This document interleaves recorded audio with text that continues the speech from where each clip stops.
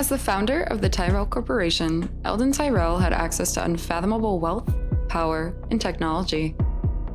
In order to colonize and explore habitable areas for off-world colonies, the Tyrell Corporation manufactured replicants. These replicants were just like humans, although often possessing superior strength and greater or equal intellect in comparison to their genetic designers. The Nexus 6 variety of replicants produced up until 2019 possessed strength and intellect, but were not equipped to live longer than 4 years in an effort to curb rebellions and limit their danger. Tyrell developed Rachel along these Nexus 6 models, although including significant differences. She was implanted with memories given by Tyrell's niece to better control her.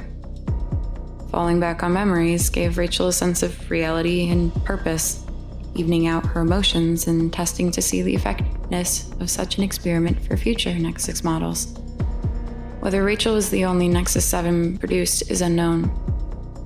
Tyrell also gave her more than 4 years of life, the exact amount remaining unknown, as she died in childbirth on June 10th, 2021. Given that Rachel had implanted memories and was not told that she was a replicant, she believed she was human. Private log start Delta 9. And Mother, I want this filed under Orchid. You've cleared my afternoon? Yes, sir. Well, this had better be worth it. Do we have the room? Yes, sir. All right, let's see what you've got. Pull up G12. Yes, sir. Analysis of the data provided by Dr. Jeffries and Dr. Iris from Project Caduceus brought back many previously unexamined notions of C66. After collating, I've identified 13 viable candidates for the placement of the radiation mapping array structure installed inside the Black Egg. These sites are all within the broadcast and rebroadcast margins, and more importantly, all have been turned down for atmosphere processing in the last 2 intracycles and are on the YU blacklist. What about proximity to Zone 4? All 13 candidates have roughly equal distance to the signature zone designated number 4. Candidates 4, 9, and 13 are closest, but there are issues with terrain and weather to consider. I know you have one in mind, so just say it. I believe LV-213 is worth close examination. Probe data indicates breathable atmosphere. It's all mountain ranges with a thick fog concealing steep cliffs.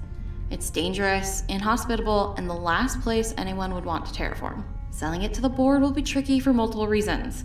Supply cycle, communication windows. However, it would be entirely concealed, and research could go on in secrecy. It could be pitched as the most discreet, if not necessarily the safest option.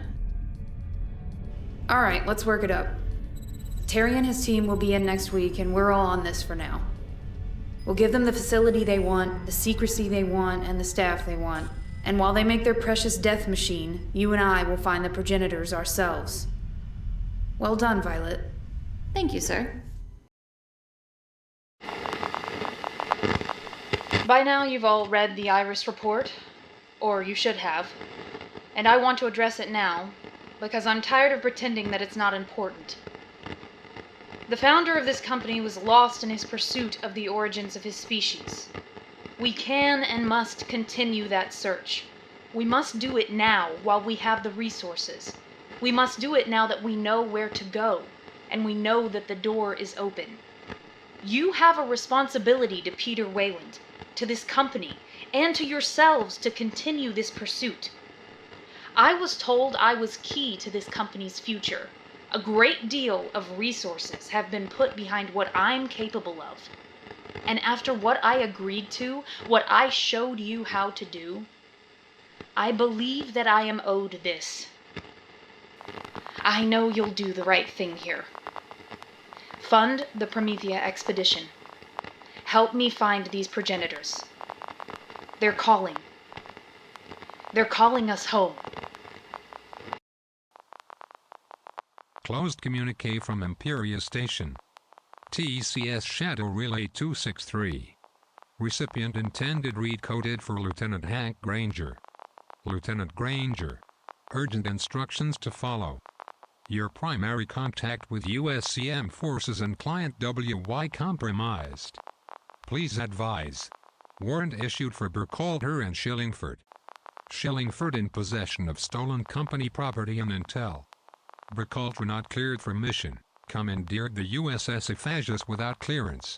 Suspected motive is distraught over recent death of brother. Reason to believe Shillingford hired Burkhalter as private force to further steal company property and intel. Orders are to arrest Shillingford and Burkhalter and prepare for handover at Ecclesiastes Station. Further orders as follows. Company wishes to communicate with the synthetic Violet immediately.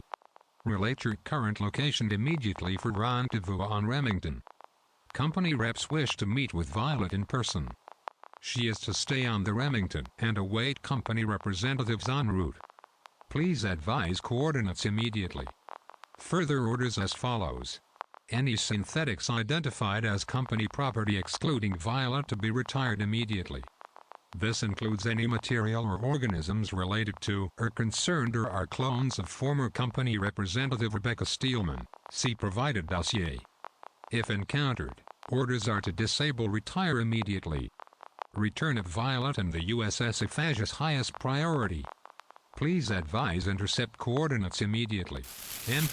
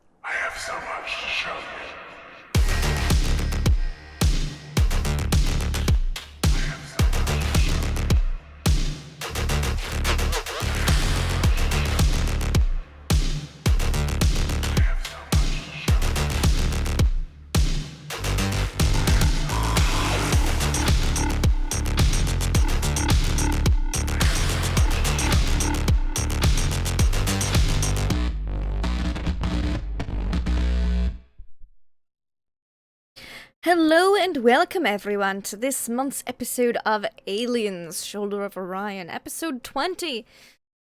That's insane to me, but I love it. Surely not as insane as what we're about to go through though, so we're gonna go around and we're gonna say who we are and who we're playing. And then we'll hand it over to our game master to, yeah, I'm not gonna think about that right now. I am playing Captain/Medic McKeelson. Very unhappy with their leadership position, but doing the best that they can. You know, just keeping on. I'm about to slap another doctor silly for having a mental breakdown. Not like it's our first mental breakdown. Come on, guy, get it together. Someone who may or may not have had mental breakdowns. Granger. Sorry, I heard a ringtone from the other room. Deception check. How are you? I'm doing great. Yeah, I'll be playing Hank Granger this evening, not having to deal with mental breakdowns yet. I got a crazy communique from the company. That's a problem. Things are moving. We'll see what happens. We'll figure it out. We'll figure it out indeed. It might be Shiny Pilot's motto. Unless he's on the phone. No, it's Alright. just ringtone coming in. Yeah, find out indeed. That is model of my life. Let's just find out, roll with it, and see what happens. Literally roll with it. So we'll see. Anyways, yeah, I'm playing Blaze tonight. Career Marine, not necessarily a good one, but not a bad one. He's somewhere in between. And I'm excited to roll with my fellow Marines here and synthetics, and also our fantastic Blade Runner. And let's see what happens. We will see what happens indeed. Especially concerning Nagatosaurus. How are you doing tonight? How's your character? I'm fine. Violet, on the other hand, we'll see, I guess. I'm Nagatosaurus. I'm playing Violet 6, a synthetic human who's in control of 3 synthetic xenomorphs. However, one is only down on the planet with us, and the cult just saw it, so... Ooh. Oh. Oh, we lost Travis. Oh, no. Hold on. We'll use... Viewers, do not adjust your screens. None of it's set up. Just keep talking and we'll pretend like nothing's happened and maybe he'll be back really soon. Just gonna... There you are. You just... Yeah, that's you. Yeah. That's you. Let's see how Brewer is doing, maybe. Yes, that's me. I'm D20 Coup de Grace. I'm playing Corporal Red Brewer. He is a heavy weapons and demolition specialist. And not always ready to start a fight, but always ready to end it. That's a good motto. I like that motto. Gosh, I'm really not... We need Travis, but before Travis, I guess we'll just pardon my overlay swapping, everyone. There is much kerfuffle about the cameras right now. I'll fix it in a moment. But Plan R, why don't you tell us who you are, and we'll hope that he can hi. come back soon. I'm with the Brick. I play the replicant clone of Rachel and Violet. I play Plan R, or just R for short. She's currently kind of having a weird out-of-body experience, kind of having a lot of memories and things flood her in her current situation. And yeah, it's been a wild ride, kind of just like being the ghost that has kind of followed the crew around for what feels like forever now. But no, I'm excited. I can't wait to see what's in store today after all the craziness last episode. I don't know what R is going to do, so we'll just have to see, I guess. Right now she's in the control room and looking at a lot of buttons, so we'll see where that takes us. Looking at a lot of buttons, there's a lot of people eating questionable food, and I don't know what we're gonna do without a game master, so please hold, bear with us, kind audience, as I call them on my telephone and put us on a break screen. Feel free to check out the lovely fan art from Void Smoker while you wait.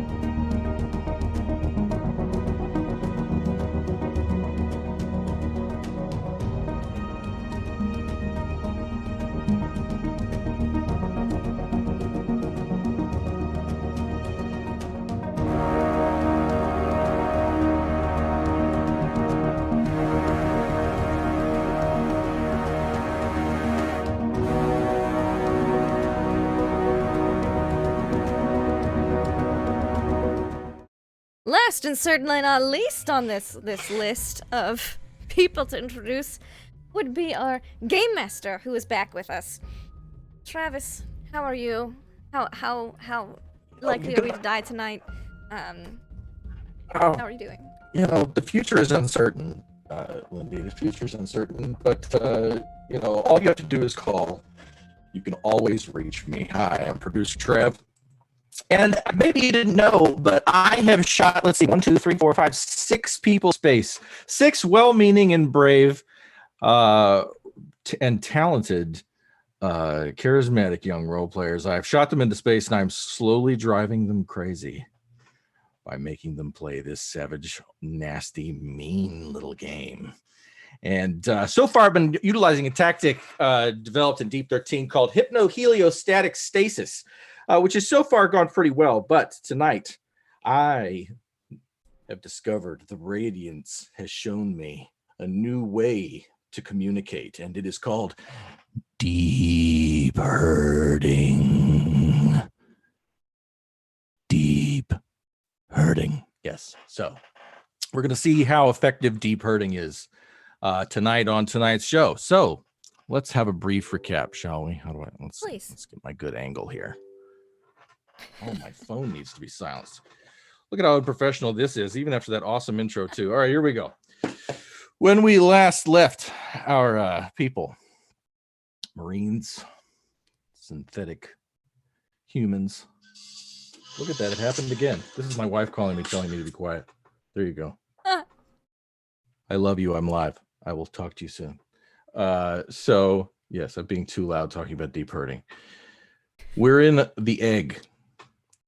Inside the egg is our squads of Marines. Violet, Plan R, her sister, who are standing on the platform in the middle of the room. It's a large egg-shaped cavernous room with onyx walls and bizarre, strange acoustics that move the sound around the room in strange ways. There's a lot of panicked breathing in the room right now, and no small amount of chewing and swallowing, desperate really smacking. chewy. It looked gooey. Yeah. Oh, get ready. Here we go. Because we're not talking about breakfast at the Holiday Inn here, folks. We're talking about this is not buffet dining, which we've established many times here on the Laugh Live Lindy Network. is my preferred method of dining. Not tonight, my friends. See, what happened was they invaded the egg. They encountered what must be about 25 individuals, 4 of which are large dudes one of which particularly seems to be the point man. And after he broke the company man's neck in front of everyone,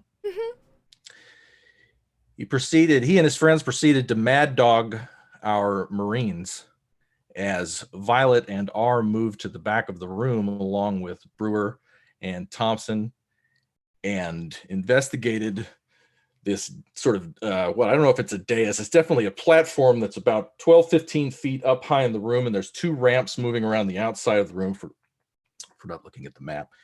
And but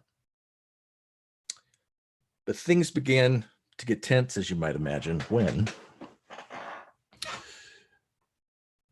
one of these big guys shone a flashlight under the platform and saw something that Violet was hiding. It's known as number 4. Looks a lot like the XX121 xenomorph. And if the room had enough lighting, which it doesn't, it's under emergency power, and there's a strip of emergency red light running the length of the wall of the room. And the other lights are produced by some, cheap lanterns and sort of survival equipment placed around the room. And of course, the headlamps of the various Marines moving back and forth in the room. This creature that is under Violet's control is an attempt, a mockery, a synthetic version of the beast, of the actual XX121. It's purple in color. It's got long claws, got a particularly long head, with jagged edges on its shoulders and its elbows, and its chin, and the top of its dome. And after it was discovered, it began to emerge.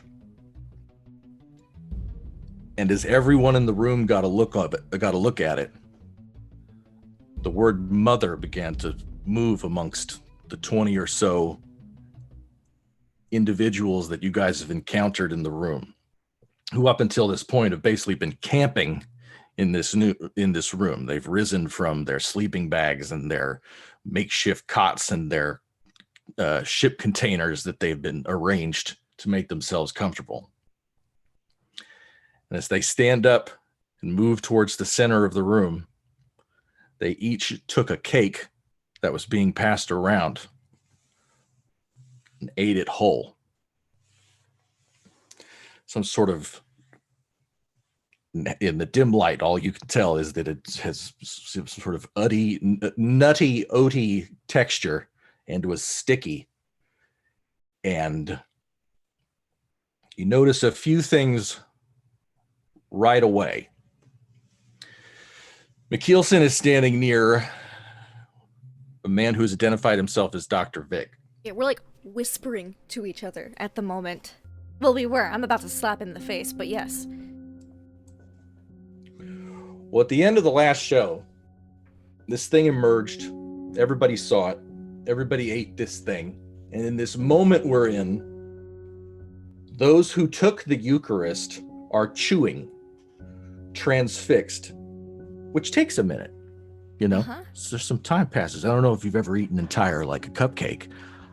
I have. Okay. Because we do things Raise sometimes. your hand if you haven't eaten a cupcake, because I have concerns for you. I just No. trip? It gives me another reason to come hang out with you. All right, so it's not what we're here to do, though. While everyone is chewing, you notice Dr. Vic see the beast, and he was stunned. And he asked you, McKeelson, in the last game, where did you get that? And you responded. And then you asked him again to tell us what we need to know. He was like, it's already too late. So I slap him. I didn't do it at the end of this episode, so I figured that would be a good opener. It's just like grab him by the collar, slap him, like, get yourself together, man. Slap him. And he takes a breath and he looks at you and he looks over his shoulder, and as he almost is about to speak, he notices one of these people chewing in the dim light. And then that's when you see him get afraid. I just do the thing where I turn his head back. I'm like, no, you keep getting distracted. You're gonna look at me. And just turn his head back. I did not survive two alien-infested planets and spaceships to die now. Tell us what we need to know. He screams, Gina, in your face. And he grabs your wrist with his right hand. And his left hand is holding this woman. And we'll do a close combat roll, but he forces himself to look away from you and pulls your hand off of his cheek and turns and sees that the woman that was holding his hand has put one of these things in her mouth. And he leaps at her and begins to, unless you try to stop him. I'm not gonna try to stop him yet. And he begins to the toddler try to pull this thing out of her mouth. And you gotta scoop the mouth. Toddlers and cats, you just gotta be like, no, yeah. 2-finger swipe. She has already put it in her mouth and she is chewing, and he is managing to dig some of it out, and she looks dazed. And McKeelson, you don't have to make a medical roll to notice that her feet are twitching and her left arm is twitching in a way that tells you she might be going into shock. Yeah, okay. So, 2 questions in regards to this. Number 1, is that same thing happening to other people in the area, or just her? Is she experiencing like an overdose of some type? Or has her dosage been less of this cookie? What you can tell in the dim light around you, you Mhm. don't see anyone else having this reaction. Ah, fuck. And I'll just assist the doc real quick. Be like, he's the person who knows stuff we need to know. They're all distracted for a moment. We need to get out of here soon. But hopefully, this guy, who knows shit, obviously, maybe knows where they're keeping the queen if they're getting royal jelly from somewhere. Wouldn't want to run into her, so I'll assist him with this medical procedure because, she's going to shock, like, overdose or withdrawal or something, you know. McKeelson's done and dealt with a lot of drugs and drug addicts in her time, so it's like I can help with some things. Okay, well, May not be a Let's doctor. do But- an assisted medicine roll to see how much of it, or medical. Sure. Want me to roll Get a medical +1. aid? Alright. Little morphine, patch her right up. A little whiskey, a little morphine, that's all she needs. High quality right there. How about 3 successes under stress? Hey now. Yep. All right. Well, 3 successes. let's remember that you get 2 stunts on that. Okay. For now, you guys are digging this sticky mess out of her face. And Just like glove he's- on, finger sweep. That's how, yeah. Gotten a lot Yeah, of stuff and- out and- of toddlers' mouths in my time. It's not fun.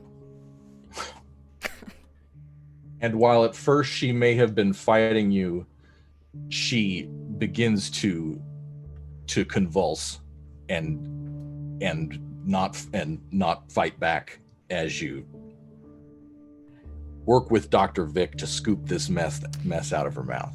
Yep. Right. Violet, what is this creature in the middle of the room? What does it do? If I remember correctly, at the end of last episode, I had it come from underneath the platform and to stand in or next to or in between R and I. Kind of like in a defensive, not aggressive, but a defensive position, because this is making Violet very nervous. And I think we just wait. I'm gonna into my radio. I'm like, McKeelson? Yeah. What the fuck? My thoughts, my sentiments, exactly. Do we leave? Do we run? What the fuck? What's going on? I think backing out slowly would be a good idea, eh? I think maybe just... So is this open comms to all the Marines that you're I think talking on? or are you that's talking just to primarily Violet. I her? think McKeelson was like, Yeah. you two seem to be alright at the moment, so maybe just start slowly walking down the platform, and I'll tell the Marines to tactically retreat, but to cover you. Okay. Alright. Okay. All right. McKeelson's just over everyone's comms. Yeah. Like still like taking stuff out of this woman's mouth. Some weird shit's kind of happening right now. And based on this doctor's reaction, shit's about to go real bad for us real soon.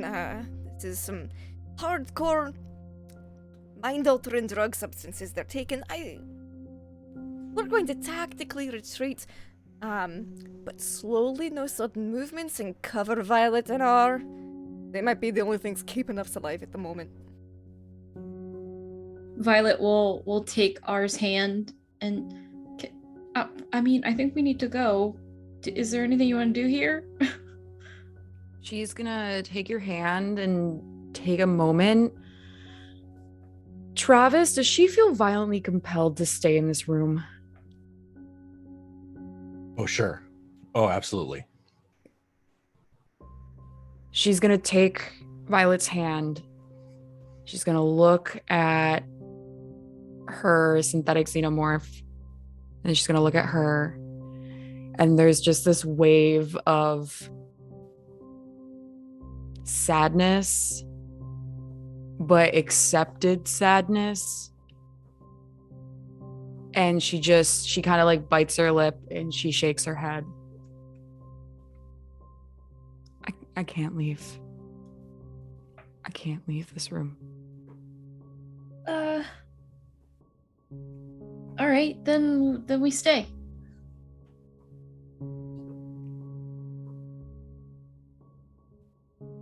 I don't think it's safe for you. Well, if it's not safe for me, it's not safe for you either.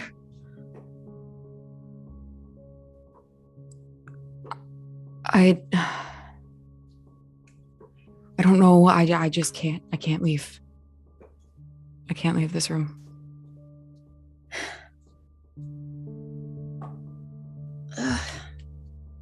Travis, I would like to make a Comtech roll to transfer control of 4 to R.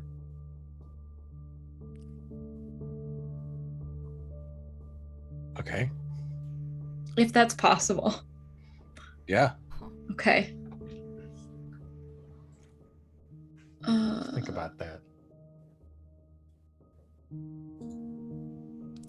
Comtech? There we go. Okay, that's what I want. 3 successes.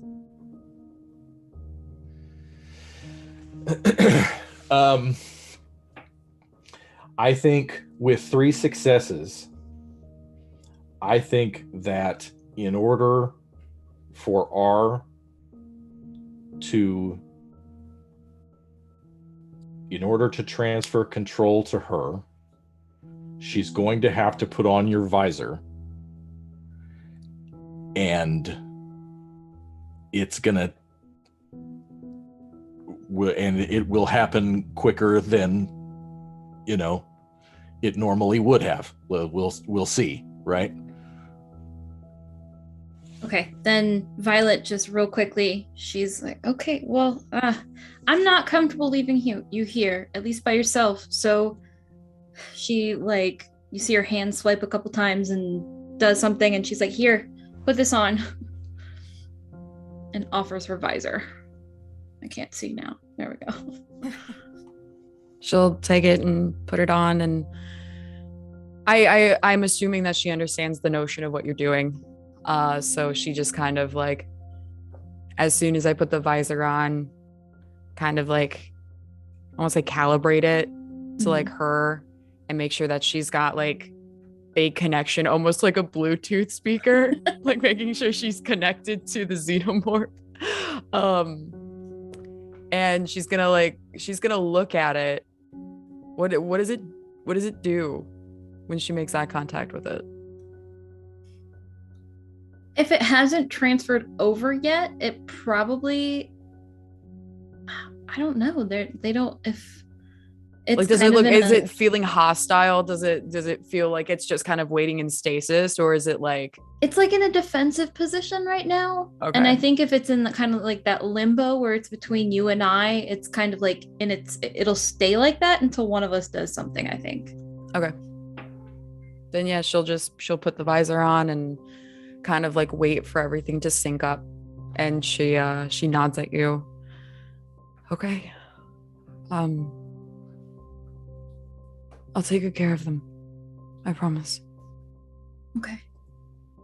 I think everything's gonna be okay. Okay.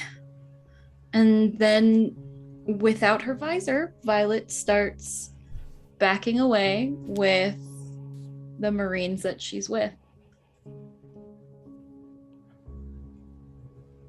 Okay. So the visor glows brightly, bright enough to cast a pale purple glow across the room, and a massive shadow is thrown on the upper walls of the egg of the beast. Its countenance is terrifying. does the beast do anything at the moment that you control it? It just stares at you, or I think as soon as the link is formed, she would tell it to, as Violet and the Marines are walking out, I think what she would have it do is slowly turn around and just kind of stand guard in the middle of not the door, but like inside. Like if somebody was to come in, they would have maybe like 2 or 3 feet until they ran right into it. But it's just going to stand behind her, looking out the door and in that same defensive position, just kind of keeping watch. So it's like a big disc in the middle of this room that has like a gantry plank walkway down the back that joins this ramp that goes around the other side of the room. And so it's not so much a door, but everyone in the room can see this thing. Yeah. And so it's standing there over you. It's, you know, even hunched over, it's 9.5 feet tall, you know. And as these people are chewing and humming and swaying, they glance up and see this shadow, and then like they're all moving to crane their necks and get a better view of this thing. And I want to go to the Marines in this moment where this doctor to your left and Brewer, you're right. Brewer's up at the back of the room. Blaze is down at the foot of the room at the bottom of the ramp with Fisher and Kennedy and Heston and King and Gasper and Fellows and McKeelson. Captain McKeelson is way over to the side with Dr. Vic, who's played by David Krumholtz. Not the point. The point is that how does Blaze, as you hear this commotion going over to the left, you see the people chewing, you see someone kind of walk over and hand a handful of these cakes to this guy on the far right in the more pale hood, and he hands them out between the 3 guys. What do you do in that moment? To be honest, we just came down off of mad dogging these guys here. They were angry at us last episode. Be honest, Blaze would take in the scene. He'd be watching the things that are happening, and the wheels would be turning, saying, okay, things are probably going to go down here in a minute because this is abnormal. It's weird. You can feel the tension in the air. You could cut it with a knife. It's so thick. I think you just take a slow step to the left a little bit, and all he's doing is trying to get a better firing arc. He'd flip the safety off of it very casually. Flip the safety off of his I can't think of the name, his smart gun, and just sit there waiting and watching.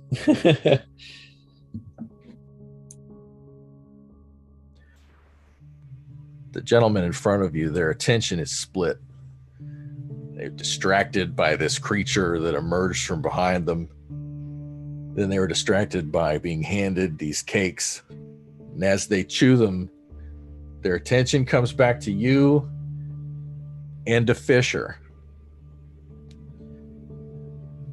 And King notices and takes a step over towards you, Blaze. And he's also looking over at Granger. And Granger, you notice as the gentleman with the pipe leans over and has this cake in his hand, and with his wrist, he taps Vernon on the forearm under his elbow. And without breaking eye contact with you, Vernon holds his hand out and takes it, and looking you dead in the eye, eats this whole thing. And it falls off his chin, and he's just staring at you.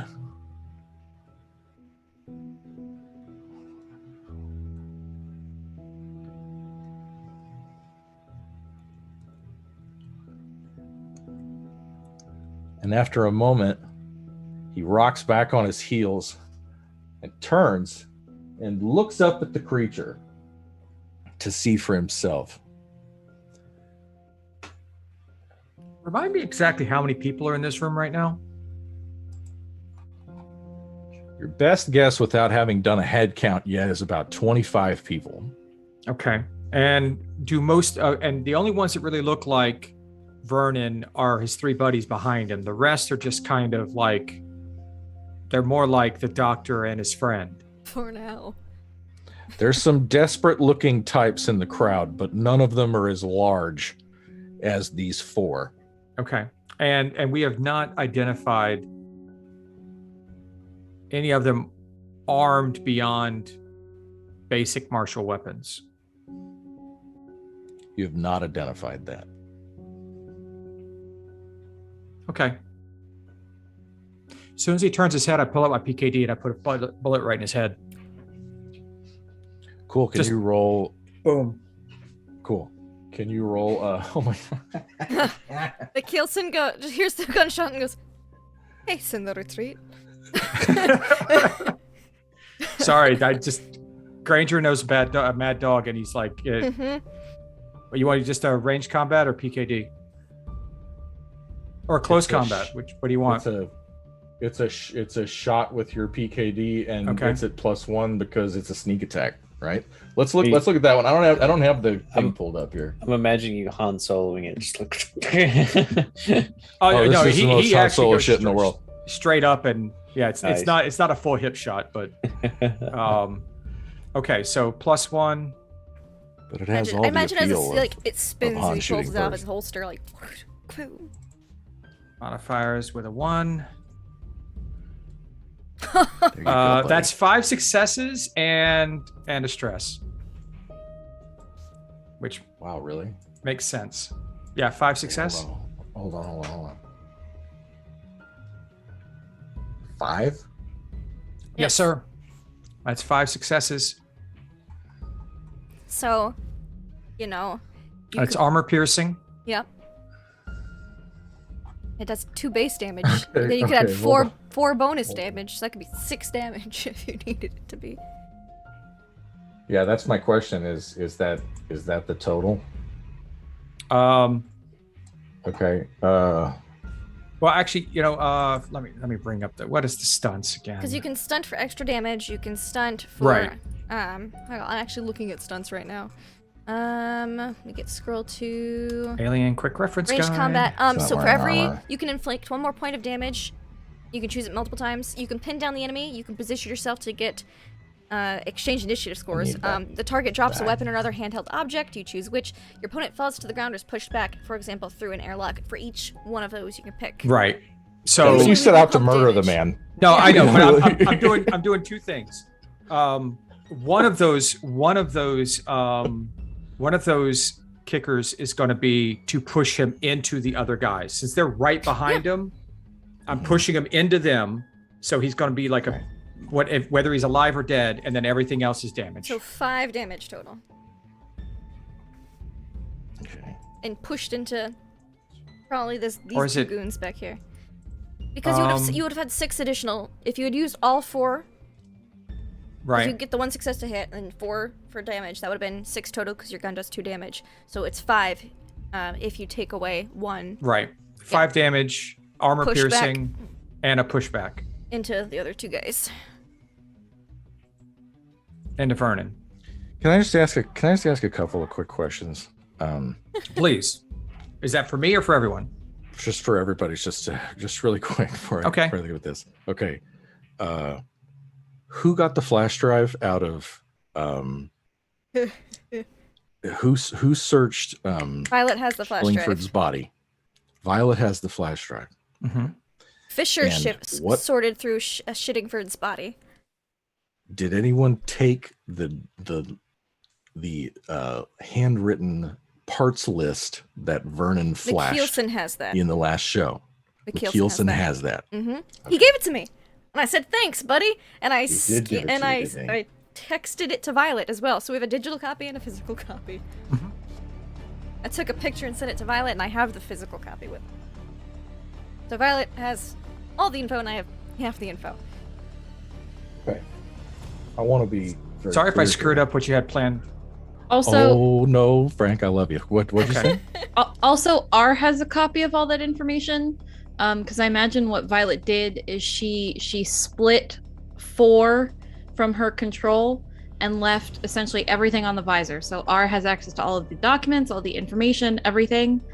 Violet still has that, and 5 and 6. So we're kind of like copious, And that was my I guess. fast action and slow action. Fast action, draw, slow action, fire.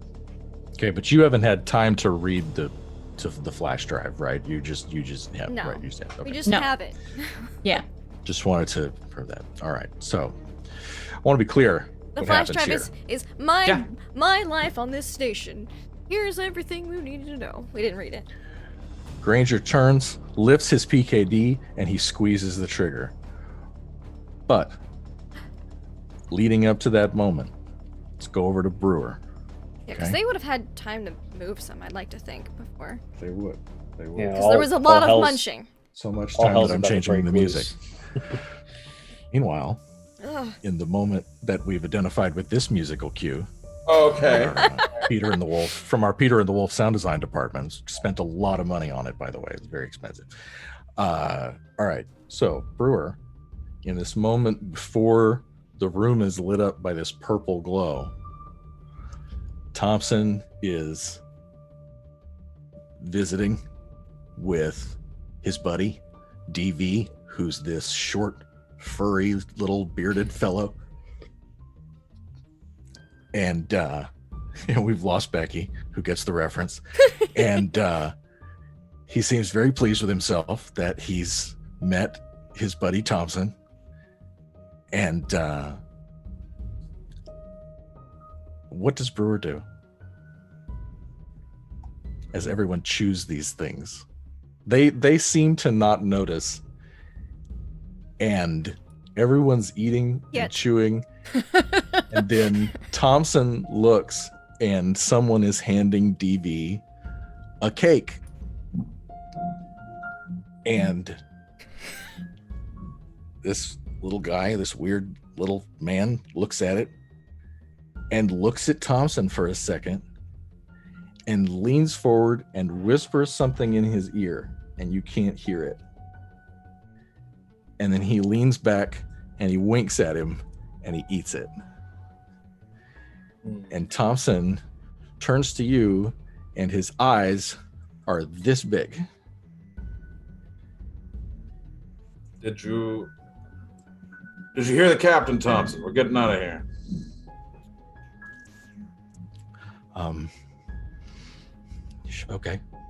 Okay. And he looks over his shoulder at his friend, and he squares his shoulders, and he takes a step back. And the body language is different, and whatever that guy said to him has spooked him. And he steps back and gets into proximity with you, and lifts up his weapon and is sort of reading your body language, if you know what I mean, right? He kind of follows your instructions. Hey, Blaze. Make sure Heston doesn't get one of those damn cakes. Because Heston would totally put anything given to him in his mouth. I wouldn't laugh, but yeah, but Blaze would be just kind of a growling like glance. Roger. And Blaze would be glancing like, oh boy. Then he's gonna start making his way, as long as Violet's on the way, because this way is kind of over there. Mm-hmm. Okay. All right. So Thompson's following you. And you guys kind of move, and as you make it to about here, this purple light fills the room. The hell did he And say? as you make it, go ahead. He was going to say, what the hell did he say to you anyways? As the purple light fills the room. I don't know what I didn't understand it. He said that they had to say that they think they're going to be angels. They think they're going to go be angels, sir.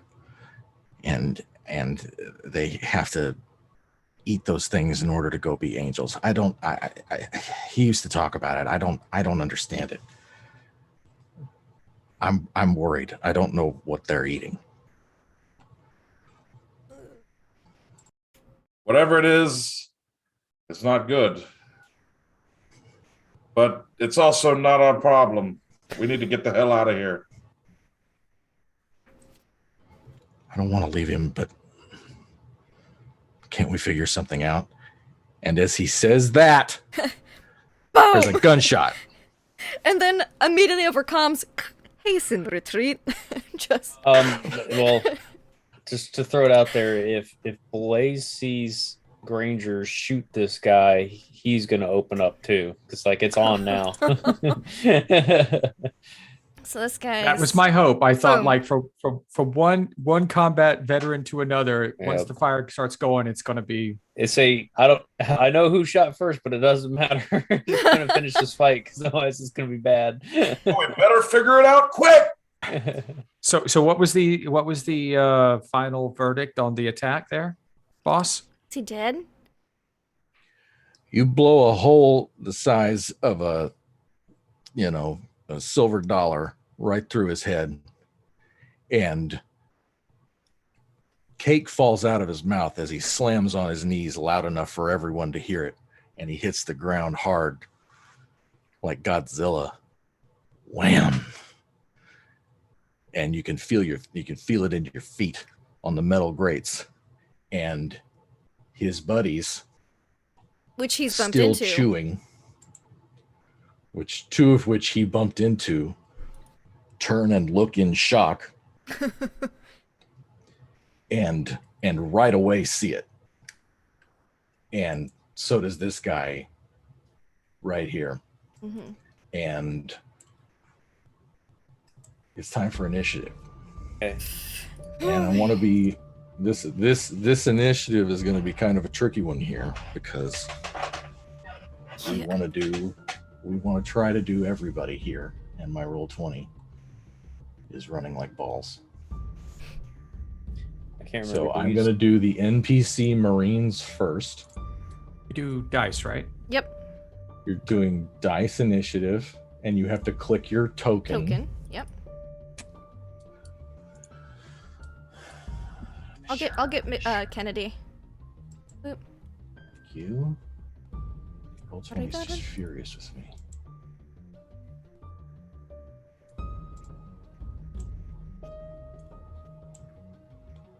I'll also get Gasper and Fellows. Thank God Blaze got a fast initiative. I know. Barely do like I'm gonna one cut guy. somebody down.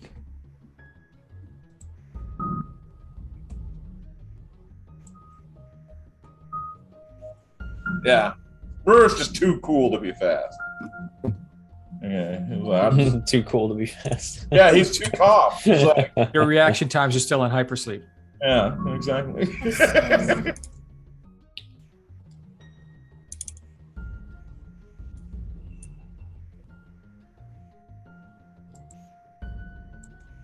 Okay. Now I'm doing the big guys.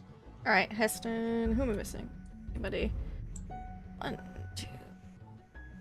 Rolled, but I don't think it showed up on the tracker. Okay. It appears we're missing Dawson. King. Need king. It's king. This guy. These guys have great names. To read them here in a second. Let me go to this dude. What a big Lee. You know.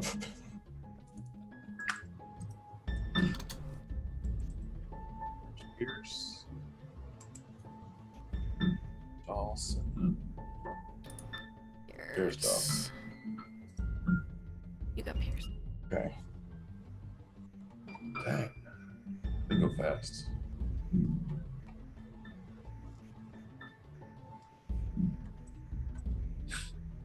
Well, it's probably good they're moving quick. They're like furthest away. Yeah. Okay. Well,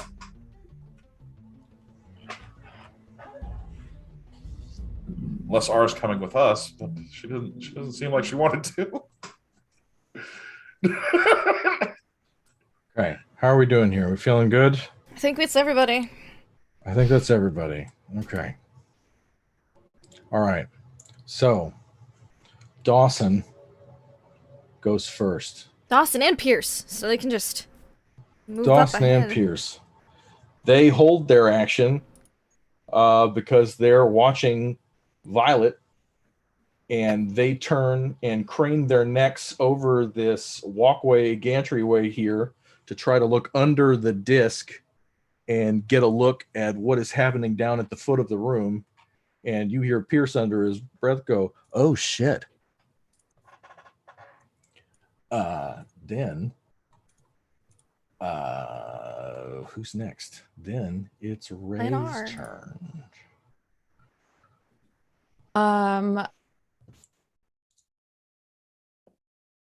Purely based on feeling, because she's never been in this room before. She's gonna walk over to the console and see if she can kind of intuitively turn it on. See if she can figure out how to turn it on. Okay. Give me a Comtech. Just don't look under the desk. Just don't look under the desk, yeah. Yeah. It's last resort. That's her. That is 3 successes. Okay, there's a couple of things there that we're gonna say about this console here. So this is what draws the most power in the building. Even if you had 3 or 4 portable batteries, you wouldn't be able to power it to the level that you need to do what you have to do with this equipment. And you could perhaps plug in a couple or 3 of the batteries these guys keep around, like on them or brought with them, but you could maybe, make a call, right? But in order to probe deep space, like you're going to probably have to, you're going to have to power this goddamn thing on. Okay. And that's just the hard truth of it, is that you've just got to get the juice back on in order to do it. Okay.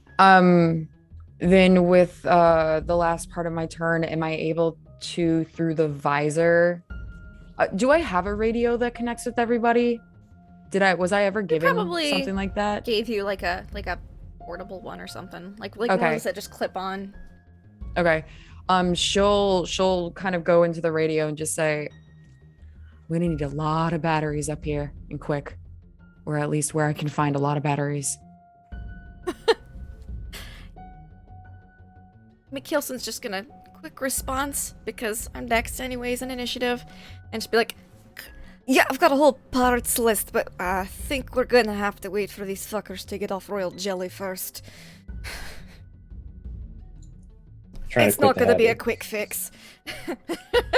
She'll just she'll beat back in and she'll say confirm. Sorry, man, it's my royal jelly habit. It's hard to break. That's the only reason McKelson hasn't drank that vial of fluid, is because Violet was like, "Hey, BT nubs." I was like, "Oh no." That'll be my turn then. Cool. McKelson. How's this chick doing that I assisted medical aid on and did really, really good? So you had to use an EpiPen. Okay. You had to. We've got those. You had to do it. You had to give her a system shock, and she's showing all the signs of someone who's taken a colossal stimulant all at once. And she is malnourished. She is dehydrated, and you don't think that she'll survive 24 hours without medical attention. Mm-hmm. Oh, look at this doctor. Well, she's not gonna make it even a day without more medical attention than this. We've got to move her. Like, come help. Come with us, Doc. Help me move her. That's how I'm gonna manipulate him. I think that'll be my turn this round. I heard the gunshots. I'd like to manipulate the doctor to drag his lady out with us, that he can come with us and fill us in on information. Okay, so the doctor looks up. We need to roll initiative for the doctor. Yeah. The doctor looks up and sees the gunshot, and as soon as he sees that the big guy is down, as soon as he sees that Vernon is down, you hear him say, "Oh no," under his breath. Yeah, we need to go. I'd like to not leave you here with whatever fucked up shit's about to happen. And I'm like starting to get the lady up because we've done all we can for her at the moment. He gets under her armpits Mm-hmm. and motions for you to get her legs. Yep. And we'll just start casually retreating, you know, just And he starts talking to you, and you don't make it far. You make it to about there. there. Yeah. I figured And just a because little you're bit. half moving. Yep. And he's like, "They're sick. They're all sick. It's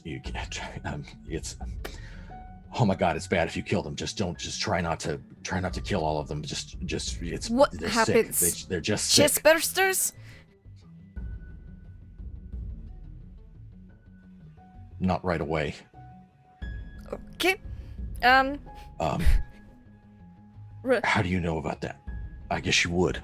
We've been, and I just look and I go, beast. we've been through some shit.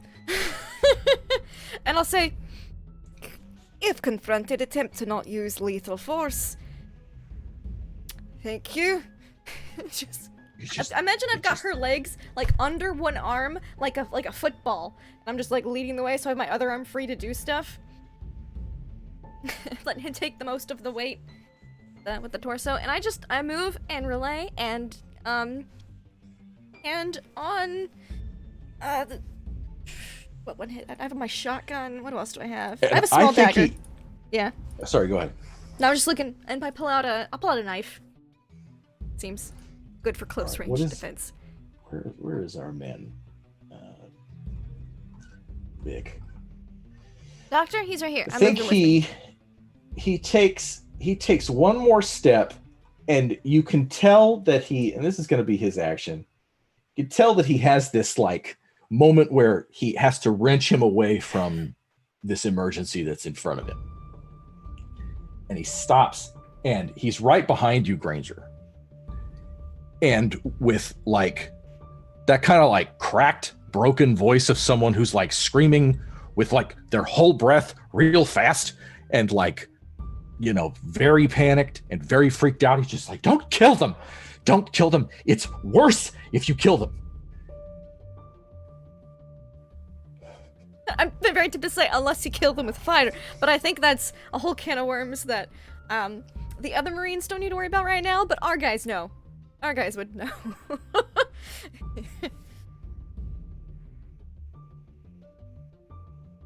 And I think that's what he does, is he desperately calls that out to It's worse this if you group killed here him. in I'm front like, of oh shit, okay. And Fellows and Gasper are, you know, they're hearing this, and King glances over at him. Blaze, it's your turn. Sorry, I can't hear you over the automatic weapon fire. So Blaze would nail this guy who was mean mugging him the whole time. I'm gonna grease him. Talking about Cliff? This is big Cliff. This guy right there, right next to what's left of Shittingford. Yeah, Cliff. Yeah. Okay. Cliff. All right, hit me. You get a -2 because it's dark. Range combat, okay. So -2. One success. One. Which is 1 damage. 1 point of damage. Okay. You wing him in the shoulder. Let's see. I guess that was my. No, go ahead. Yeah. You know, that was your slow action. Yep. Fast action though was to I was looking at that. I was like, I guess the fast action was to aim. I was reading my lists here. Tree aim. I'm still learning the game here. His aim is a plus. That big gun only does 1 damage. That was to hit. I don't think I rolled for That is- damage. Oh, you gotta click the weapon. Yeah. Oh Okay, yeah, put what the is? weapon. Oh yeah, right. The weapon damage is not 1. Good call. We're gonna That's why need to you should- remember that. yeah. It's a goddamn pulse rifle. What? It's like 4, right? No. It's 3 damage plus 3 bonus. So 1, You 2, did 2 2. successes. You do roll it, and you did 2. Okay. Okay. But that's 2 in addition to that single that you got on the. No, so it rolls the smart gun for you. So you can roll ranged combat for generic ranged combat, but if you're using a specific weapon, you click that I and that's your see. attack. Okay. So if you're just gonna So go I with the messed smart up gun on the roll, roll. yeah, it would have been. Oh, but you did better. 4 damage total. Okay. Yeah. Plus a 5th damage Well, I have because he got 1 success. Well, I have 3 base damage, then it does bonus 3 damage. Is the bonus not count into it? Is that or how bonus does to that hit, work? or is that to bonus hit. to damage? I think that's Bonus bonus to to hit. hit. The bonus is to hit. Okay. The damage is the total, and every success beyond the first one is Tax extra onto it. damage. Okay, Sure. that's right. So that's 4 damage. Uh-huh. Okay. Okay. Cool. Where's the chart? We're actually gonna roll this. Where's the serious injury chart? Oh, It is just down from. I was looking at What that happened to too. that? Stand Oh, by. we've got that here somewhere. It Love is how on this is game 20 and we're still in figuring game out page how I- it works. it's because we take a month between each episode, sometimes page longer. 104. If we played regularly, we'd probably be like, oh no. Do I roll a D100, Mike? Trying to get to I it do. on here. I do. Yeah, I know it for is. injuries. I think it's because it's all D6s. Roll, I think it's 2D6. roll a D66 on Yeah, critical 2d6. injuries. Or a D66, yeah. There's a When, D66. when knocked down to 0 health, roll a D66 on a critical 16. injury. That's either really good or really bad. A 16 is a concussion. Ah! Not fatal. Effect is mobility minus 2. Yeah, okay. For All right. D6 He drops. days. he drops. I think it's the most important thing. All right, cool. And he goes right down. You just pulse rifle his ass right down. Cool. I didn't aim too well then. just took his legs down a bit. Brr. He's concussed, which means not immediate chest burster, or, well, he said not right away anyways, but still, less chest burster. All right. I'll take the victory Fellows spark is in. gonna move up. Fellows is gonna move up and get right on the other side of y'all, in between McKeelson and King. And he's gonna hold his action. And he's pointing his gun in a threatening manner at this guy because they hurt him. And Fellows has a look on his face like he's not taking any chances. In this moment, you notice, some of you notice, some characters that have taken interest in what's going on.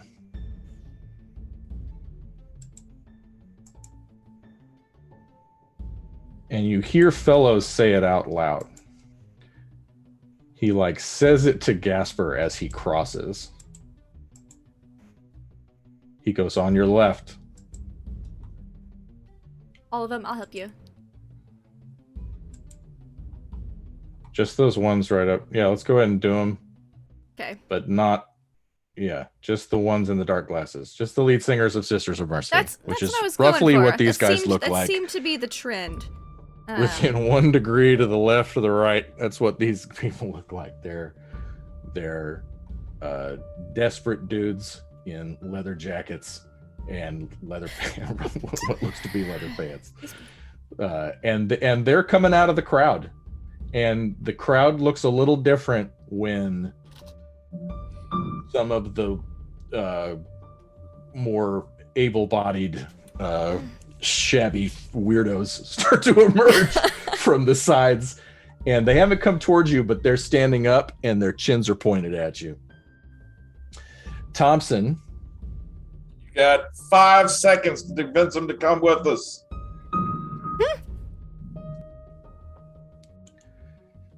Thompson Oh gosh, what does Thompson do? Let's see.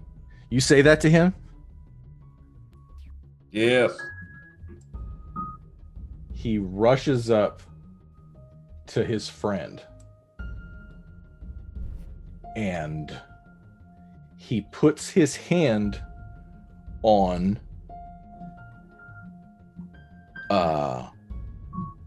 his friend on his upper arm, and he says something that you can't quite hear. And then this dude gets to make a close combat roll. Oh no. Thompson, no! What happened to him? This is number one. He was holding his action, and we're gonna let Thompson respond to it, but you see as he walks over and you shine your light over to where he's gone that there's a couple of guys near him that are looking right at him, and you don't like the look of it. I plan on following him in there, but I am. Oh, you coming with him? Well, I'm way further down the list than he is, but yeah. Right. I'm gonna say they get a -2 because it's dark.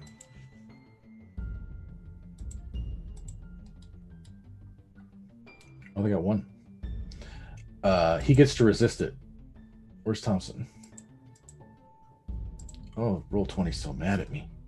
Let's see, Thompson. Where's Thompson? There he is. Thompson. Come on, Thompson. Come here.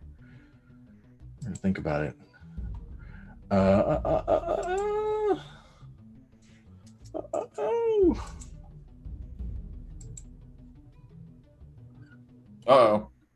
Okay. Doesn't he get an armor check? Oh, wait, he can't push it. It's a grapple.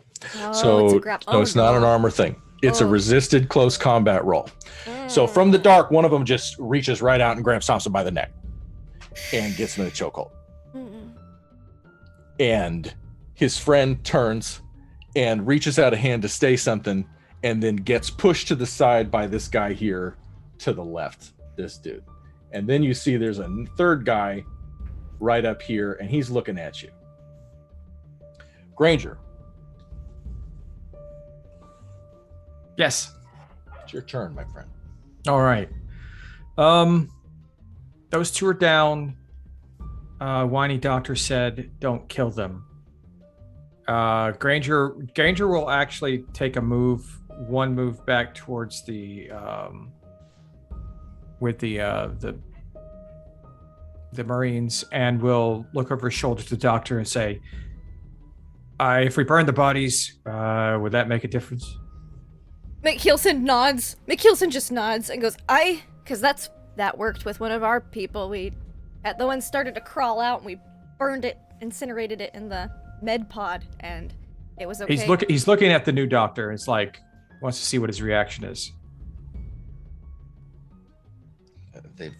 And he like breathlessly shouts something about the fact that they've all had about 10 grams of jelly, and it's gonna take more than, he shouts something about how it's gonna take more than fire to bring them down, and is just shouting something panicked about how but he's shouting panicked things that make half sense about how much of this substance they've had. Yeah. McKeelson to go a little pale, like, shit, if regular fire doesn't work, we're fucked. And Granger's trying to think, because fire works on the xenomorphs, why wouldn't fire work on these? So he just goes to it. He's not going to, his slow action, grabs his thing. Brewer, if they're down, burn them. And that's his turn. You're not going to, oh, okay. All right, cool. Now it's Big Lee's turn, which is our friend right here. Lee picks up his pipe. Oh, no. And comes right at Granger's whooping and hollering.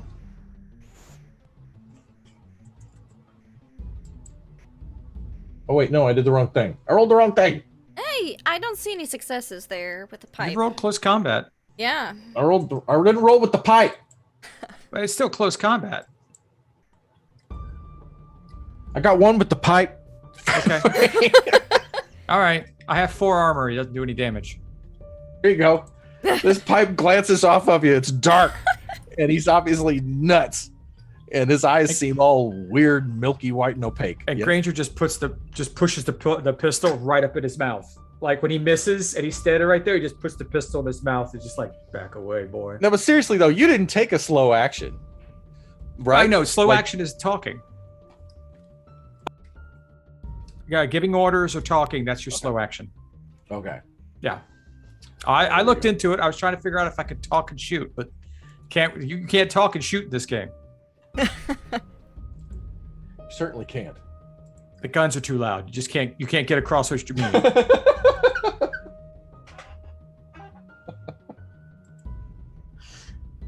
King's gonna shoot this guy. King doesn't give a shit. King doesn't give a shit. Oh shit, he doesn't have the fucking. Pulse rifles are 1 bonus, 2 damage. I think it's a -2 because he can't see anything. Misses.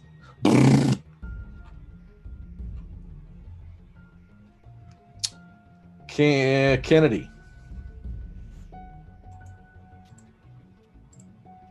Oop. Yes, Kennedy. Kennedy turns and lights this douchebag up. With her radioactive gun. So can we just pause for just a second here? What was the order that McKeelson gave just a moment ago? Like, what did you tell everybody to do? The order McKeelson gave a moment ago was this: if you have to shoot them, try and make it non-lethal. Like if you're engaged, try to make it non-lethal. Like, okay, you can lethal if you must, because you're more important. But I don't have to deal with like 12 aliens coming after us later. Is all. So we could pull a Terminator and just start kneecapping everybody. We could just. Oh man, yeah, we could. So, roll command. Sure. I will roll command. McKeelson. Because you've got a really cool. I mean, anybody can do it. It's not just the captain who can command. What'd you You get? know what? This is stressful. I'm gonna push it. Take much stress. Oh my. Oh, this is gonna be fun. 2 successes. Okay, so Oh, now I should probably roll on the panic table because I think I'm in the now you danger roll zone panic. now. Yeah. That's great. Now I subtract 2 for this from this. Okay, there's a couple things I want to do right here, by the way. Oh, that doesn't help much. All right, Really panic. quick, while you look up what an 11 means on the panic table. Something I want to do. So just a moment ago, the captain gave everyone orders, right? Mhm. You all heard this, right? So you guys get a +2 to anyone who is trying to non-lethally dispatch these guys. Okay? Unlike Granger, who is murdering people, so, which is good. 1. So I but drop an item. I'd like to when imagine she- it's the lady's feet that I was carrying. you drop the lady's feet. That's Mhm. great. Okay. And another thing I'm just too like, is give orders. all the Marines, when you hear the captain over the radio give that order, you hear how freaked out the captain is, and it gives you a stress. Okay. On And- top of and that, though, also- we got gunfire and other stuff going on too, so it's going to stress anybody out, you know. Well, and I just really want to make sure I don't want to, reverse the game and just pile it on. And then, but before we get too far along, in the last game, when the beast emerged, everyone needed to have taken a stress, and I don't know if we did that or not. That was a thing. If we did that, great. Yeah. All right. And now, when you hear the captain freaking out, everybody takes a stress. The next stress everybody is going to take is if somebody gets killed. So, all right. So the guys. I'm giving the Marines stress right now, so don't worry about it. So I we need appreciate to that. add Thank you. 2 stress. Yes. Okay. And for the folks playing along at home, playing the Alien Shoulder of Orion home game, the replicants, played by Becky and Ray, take stress because they're replicants, not company synthetics from Alien. Now, back to our game.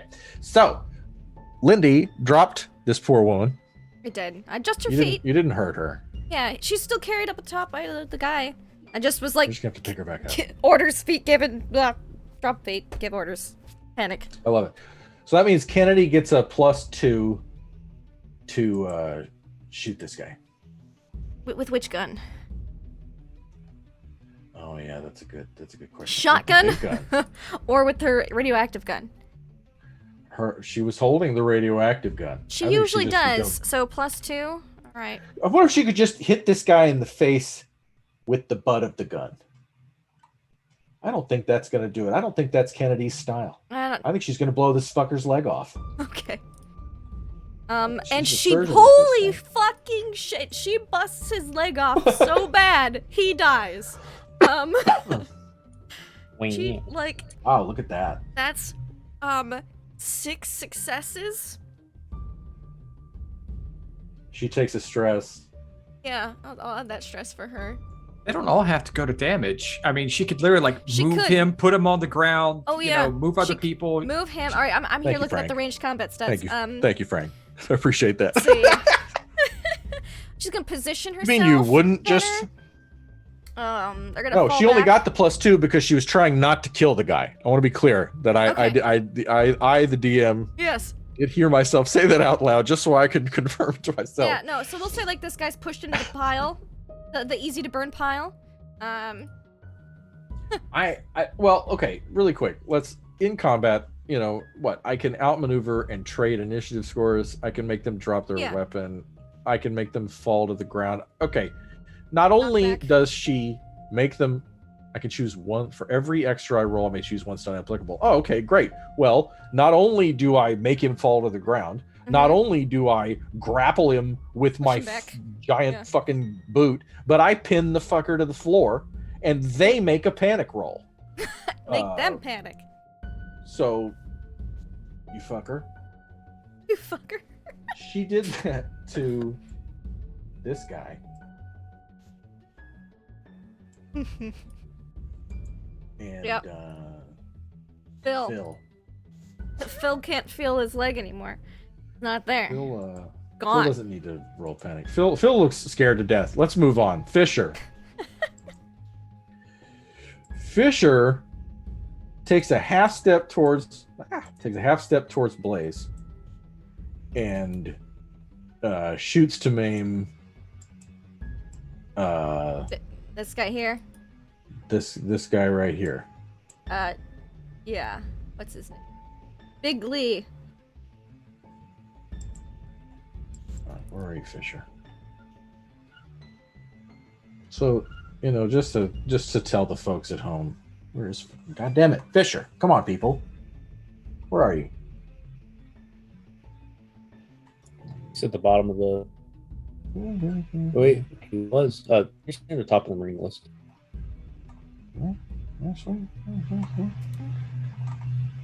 I've lost my mind. The game has flown completely off the rails. I mean, this is what you get for having like a million NPCs, but I'm telling you, oh, there we are. Well, where is she? Blaze, make a close combat roll.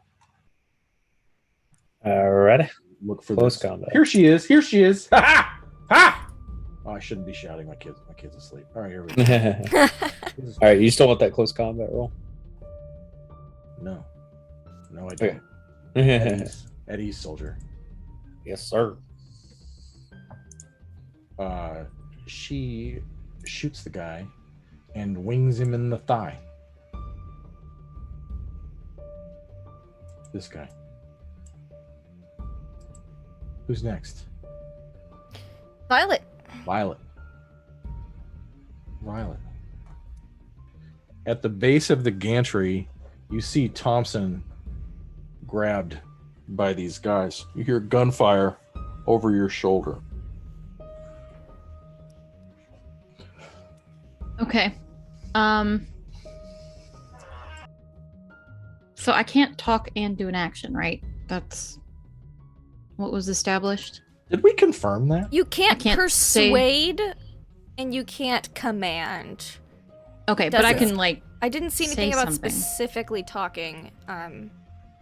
It's a slow action to give orders or to persuade. I mean, I just feel that that's like a D&D like free action, right? Like I can say something to another character while Because you if can I've say got enough something time brief. to. There's a difference between briefly saying something and being like, "Hey, soldiers, you two this flank, you two over there, you do that," because that's like giving orders or like persuading Right. someone. Just like you have to like talk more. Okay. Violet just looks over her shoulder and she's like, this is going real bad. I think you should, maybe come with us. And then I'm gonna tuck my shoulder and I want to body slam the guy that's holding Thompson, essentially. Cool. Give me a close combat roll. He's gonna resist it. This is Stranger 1. Oh my god, come on. Okay, mine's not bad. Alright, boom. 2 successes.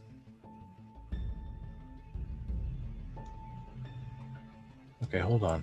So that's just yeah, I don't get to resist that. You're body slamming. Yeah. So, and essentially, Yeah. I want to make him drop Thompson. Okay, cool. All right, so then I get to make a close combat fight drop Thompson. At a -2.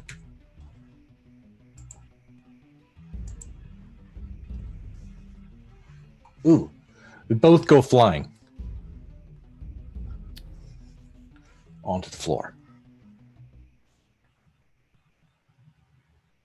And I think that's all I can do, right? That's That was all my- you can do. Boom. My action. Now it's time for this guy who is like super subdued right now and panicking and freaking out. Heston turns and is holding a flamethrower. And I think Heston, like myself, doesn't remember whether or not he was told to burn these people or not burn these people. I think he just takes, and the question is, does he even take a second to ask? I think he's just as much, just enough of a soldier to do as ordered, because he was ordered, for Pete's sake. He's not an insane, completely insane. So you want me to roll his flamethrower? Yeah, I could just, no, see, I think he slings his flamethrower.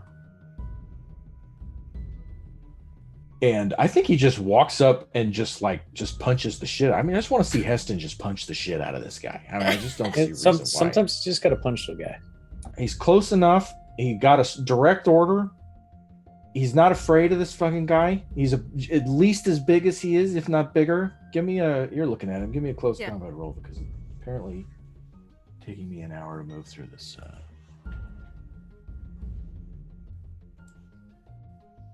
Oh, damn. Somebody nice. No successes. Man. Okay. Unless So- he pushes it. So can we just because I've had several. I think I have a concussion myself.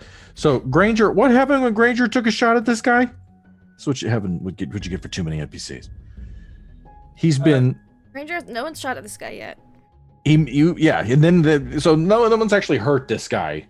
The guy swung at me, he hit me, and then I put my gun in his mouth and said, "Back off." Oh right, okay. He backed up. Heston took a swing at him, but it's dark and he misses. It's Gasper's turn.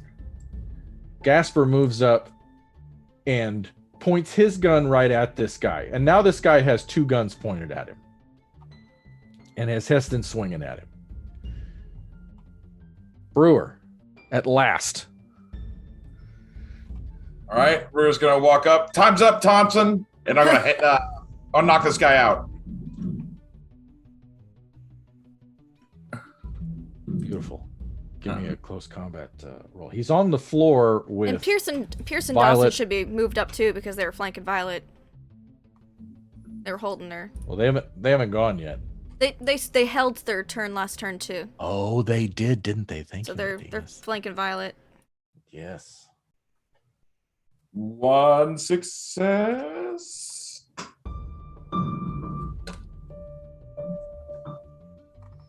Okay. What do you? So you do a damage to him. Is there? Oh, but did you want to grapple him? What do you want to do with your close combat roll? You're trying to free him, free Thompson. What are you doing? Well, I was trying to incapacitate him so I can pick him up.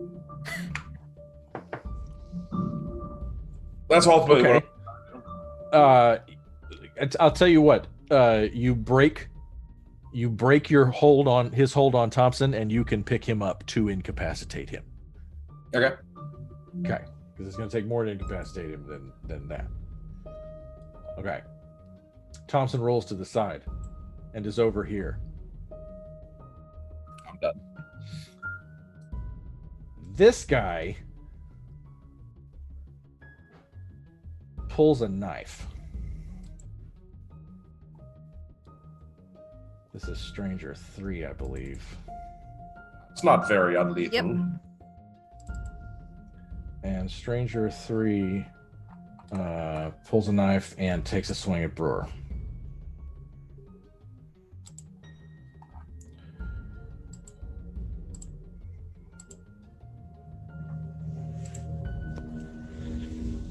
Which is at a -2 because it's freaking dark.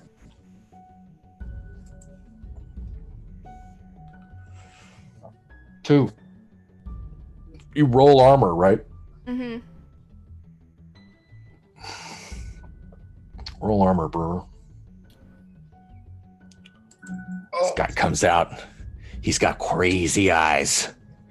And he goes wide and he takes a swing at you and just slashes the shit out of a spot on your, you got this big vest on, I bet he takes a big old nasty bite out of your arm. Unless you want to roll for it. There is a D6 body part check. I'm just saying default, it's your arm. So I'm good with the arm. okay. All right, cool. All right. This guy right here, he takes a swing at Dawson.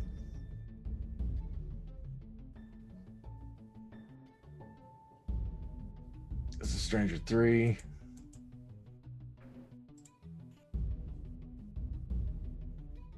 There we go. Oh, we're going to figure this browser situation out here, ladies and gentlemen. All right. He turns on a cutting torch. It's like they do to the walls to open the walls there. And he brandishes this cutting torch at who is that? Is that there? This is one of our guys. It's at Dawson. That's a close. Oh yeah, close.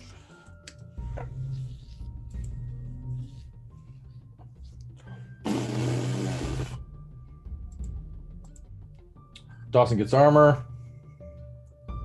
Where are you? Dawson, I got it. Beautiful. Thank you. We're moving on to He doesn't get hurt at all. He doesn't get hurt. Takes a swing. Cutting torch is not enough to do the armor. Pierce turns and goes up next to Dawson and tries to shoot this guy. We're going to shoot him in the legs. That's Pierce. Boom. Boom. Damn.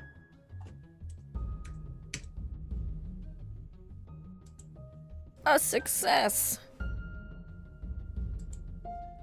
Puts one on the guy's leg. The guy screams. 3 damage. Ray. Yes. I want to say that on your turn, you get an action, Mm-hmm. and also this creature under your control gets an action. Okay. I want to start rifling through whatever may be in this room, unless I can honestly see that there wouldn't be anything to help me. I want to try finding like the extra batteries that I need or anything that I may need to start getting this powered up while I have the time with it. But if that's not possible and there's like nothing immediately in my vicinity, I would start moving towards Violet, bringing the xenomorph with me. Okay. There's nothing to do up here until you get the power on. Okay. So then yeah, I will start making my way up the ramp again with the xenomorph in tow and assessing the situation out here. Can I just get another kind of like small overview of like what's going on out right at the bottom of the ramp? Because there's a lot of people. Yeah, there's a lot of people. So these two Marines on the right are in a scuffle with this weirdo. Okay. And Violet is on the ground next to another weirdo, except Brewer has picked that weirdo up and is hoisted him up in the air. Okay. And Thompson is on the floor being threatened by a weirdo standing over him, brandishing a knife. And that guy just cut Brewer. Okay. You see Brewer's blood on the floor next to Brewer. Okay, I'm going to move the xenomorph to stand and actually almost kind of like a mother holding its egg. It's going to kind of crouch around Violet and protect her while she's on the ground. I'm going to move to the weirdo with the knife, and I want to ambush him. I want to come down that ramp, see what's going on, and I want to run into him as hard as I can and try to knock him on the ground. Beautiful. Give me a close combat roll. And you have Violet's visor on, which means you can see in the dark, which means you don't do it at a -2. Okay, what am I rolling again? Sorry, my headphone. You're rolling close combat on your character sheet. Okay. And then actually, you said there's yes. You're gonna kick him. Yeah, you're gonna kick the shit out of him. That's a close combat roll. Okay. That is no successes. It's dark. He turns. You kick at him. You miss. He pivots and snarls at you.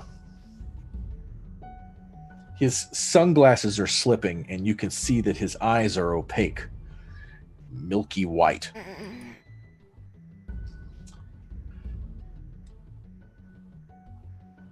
Who's next? Oh, that would be me. I'm gonna pick up the woman's legs again. Keep moving, because retreat, or at least funneling them into a hallway for easier access sounds ideal. So, I can get to there. Probably like that now. The lady between us. Just, like, we're moving. Getting people out of here. Bad times. So I guess, yeah, that's my slow action is to move and carry. Full. Doctor is sweating. Mm-hmm. Blaze. Is this Gasper guy still up here? Yep. Okay. Blaze would have, let's see, he's gonna do his, what's it called? Fast action to aim. I know we're at a -2 because it's in the dark. Do you also get a +2? Well, no, that was just that round. Well, aim gives you a +2. So what I'm saying is, would it negate it and give me an even playing field? Mm-hmm. Okay, so he'll do that, and he'll take a shot, just trying to do a burst shot into this guy's legs. He's trying to take him down. Okay. So, Big Lee. One success. Good grief. Hey, that's all you need if you're just trying to get in the legs. Yeah, that's what I'm trying to do, is get him in the legs. 3 damage. I'm just not rolling so well. Mm-hmm. Hey, no stress though. All right. Then it's time for Fellows, who moves around to the side of Granger and looks over his shoulder and goes on our left and points his lamp into the dark at these two guys down at the back. And he's going to hold his action while he watches these two guys. Smart. Good job, fellows. Then, okay. Now, these two guys that Fellows was pointing his gun at, looking down at all the people on the ramp, one of them's got like a big pipe wrench, not as big as the other guy, but just like a big tool, you know. And the other one has a knife, and they're starting. They put one hand up and they back up, but they don't draw their weapons, and they turn and they look over their left shoulder, and they see what's going on up here, and they start heading toward it as they glance back over their shoulders. This guy, seeing what Kennedy has done, does the same thing and starts to back up to about right here, where there's a large cluster of people, including the tattoo artist and the old lady who was handing out the cakes. And there's a lot of sleeping bags and a lot of clutter here on the upper right side. They had gotten very comfortable kind of up here by this blank spot.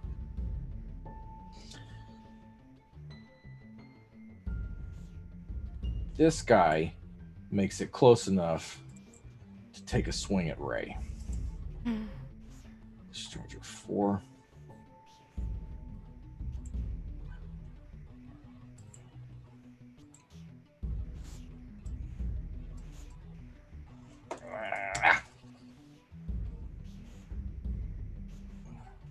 And he misses. Oh god. Swears under his breath. Thompson was just free and is on his back and is going to take what I think a slow action is to get back up, right? I think you're getting up from, I guess there isn't like a prone rule really.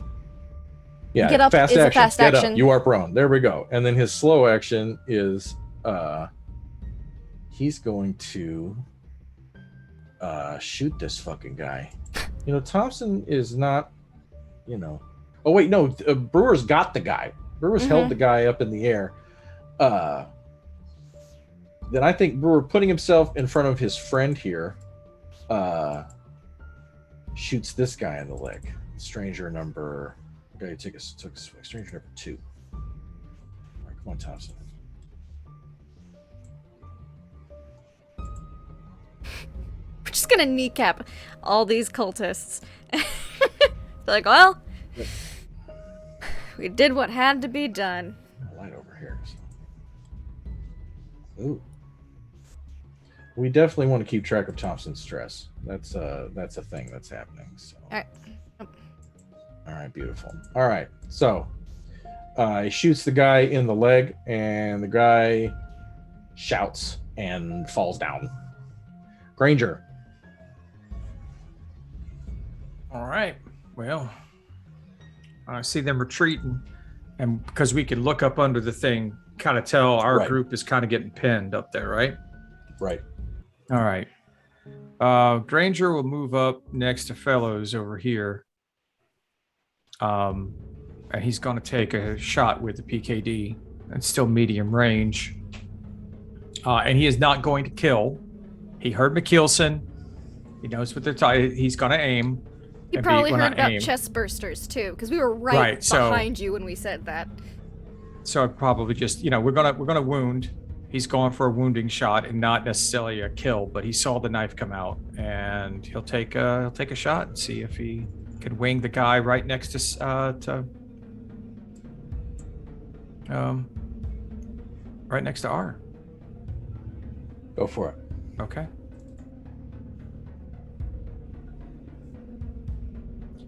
So that would be -2 for low light, +2 for for listening to my captain for once. So we'll just modify it at 0. Yes. Yes. Sorry. Well, you know what? I'm gonna push it. I'm gonna push it. I'm gonna push it. That'll give me 1 stress. I'll probably have to roll stress after real this, good. but yep, I'm not gonna let that. I can't miss that with that many dice. You have like a million dice. There you go. All right, there's 5. Or who are you aiming at? It's This guy? amazing how often we can just not roll any 6s in this game. Yeah. So I'll roll a stress here in a second. So I'm going to do a lot of not killing of this guy. So he gets 2 damage. I'm aiming for a limb. Get him out the knees. Just take out both his knees. So I don't know if I can hit his knees because of the angle It's true. from It's below true. up there. So Just I'm bounce the bullet, Granger. You're fine. We believe in you. Yeah, okay. Yeah, I'll bounce the bullet. I want him to drop the knife he had. I want him to fall to the ground. You could just blast his hand off. Yeah, or that might be deadly though. You can lose the hand, a lot of blood. So is Kennedy blasting off that guy's leg. But we can't help how lethal we are. Actually, I'm gonna knock him back with one of them. I'm gonna push him. I'm gonna knock him down with the other. So yeah, just any way to get him off. So I'm pushing him. I'm pushing. Knock back. Knock back. Push. Drop push your down. weapon. Yeah. Try not Love to it. die. And Let's just make this guy red then.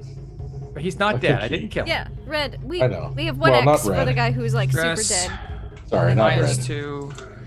What's a good knocked out color? We've been using red for knockouts so far. I guess I don't have any stress. I put my -2 in there, and I got no dice. So I'm not stressed at this point. Is that the right roll? All right, here we go. So then, oh man, this is just freaking out on me. All right, here we go. Next up is Big Lee. Lee has a Marine with a gun in his face on one side, has a and then Granger moved and took a shot. And on the other side, he's got Heston looking like he's going to beat the shit out of him. And see this thing, and you've got Blaze and Fisher pointing guns at And him. Gasper's right there. Yeah. 2 of his guys have dropped. Dead, And 2 unconscious. I think maybe, and this is Big Lee with the pipe wrench, like, I think in his state, let's make a roll here. Be a lot more fun to see what path Big Lee decides to take here. Will Big Lee make the right choice? That should be where we end the game. But we're not going to. We're going to see what happens to Big Lee here.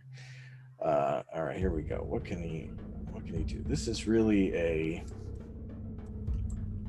I think he. Is this a I'm survival rolling check? panic. This a panic roll? I was rolling panic. You got under an 8. Panic is All right. nervous twitch. Yeah. Yeah. He didn't freak out. I think his eyes are, you can see like, the veins in their face. He's got these lamps pointed at him. He probably has more light pointed at him than, nearly anybody else in the room at this point. And you can just see he's not well. But he's got just enough sense to drop the wrench and put his hands up. And he slowly puts one knee down and then puts the other knee down. And he's been here before. He puts his hand, laces his fingers behind his head. And you can see that he's so wound up, he's like drooling on the floor. King moves up and plastic handcuff ties him. Good call, King. Kennedy. Zip ties for the win. Kennedy does the same with her guy. She flips him over with her foot. Puts her other foot right in between his shoulder blades, knocking the wind out of him. Slings Just to her emphasize rifle. that he no longer has a foot on one leg. Yes, I understand. Oh, yes, and there's that. Kind of gal. Oh, she did. Did she blow it off? She blew off. You said she blew it off at the knee. All right, fine. Then she flips him over like a fish in a pan and just kind of looks at him like, oh shit, I didn't take the whole thing off. I mean, you can hear her mutter something under her breath, and she glances up at these two. Oh, these two guys are red because they're brown. Glances up. They're more brown. They're brown. Yeah. Are they knocked out? No. They're just different. Oh, right. They're This just is, different. All right. So these guys. So these guys kind of. There They we kind go. of stop and they're looking at him, and let's see if she intimidates them. She moves to intimidate these fucking guys. Is my super intimidating radioactive girlfriend. Yeah, I What do think you want her you're to roll super for intimidation? Isn't that a skill? No. No, I'm thinking of a different game. All right. But yeah, a lot of different games. She stares at him. But not this They one. look terrified. They look terrified and just don't move. Cliff is dead. Fisher backs up and helps takes over for you, McKeelson. She slings her pulse rifle and says, "I got it," and gets under Gina's legs. I nod and I let her do so. Violet. A little. So I have a xenomorph above me, right? Yes. Okay. And there's still the guy right next to me. Yes. It looks like on either side of me. Brewer's got a guy like this, and there's a guy on the other side of you. Okay, and the guy on the other side of me, he's swinging at Dawson and Pierce, right? That's what he's been doing? This guy has been swinging at Yes. Dawson and Pierce, yeah. Okay. I want to take out my pistol and shoot him. Non-lethally. Cool. I don't have... So I still have Granger's gun on my sheet. I don't know if that... It's not You the gave same. it back Okay. to Granger. Okay. Well, I meant just for the roll. Yeah, Is it the same as like just a service pistol? Yes. Except without armor piercing. yeah. Okay. So then let me just roll an attack. Holy shit. 3 and a stress. So I will take that stress. When do we roll for stress? You need to roll for stress at this, for sure. Roll whenever you get one of the face hugger icons. Okay. Unless you have the We had feat a that house lets you rule for minus that, a though. couple. Yeah. Well, if you have the don't. feat that didn't let you take as much stress, which I think most of us do by this point, it's -2, so you don't need to roll until you have like 3 stress. I don't have that. Okay, so you definitely need to roll. And I just rolled panic, right? Yep. Or no, where it says stress dice. No, you Wait. pick panic. Panic. Okay. I haven't done this in so long. 10. I don't know what that is. That's not great. Higher's better, worse. Freeze. You are frozen by fear or stress for 1 round, losing your next point of action. Your stress level and the stress level of all friendly PCs in short range of you increases by 1. Oops. So this is the first time that Violet has ever shot someone.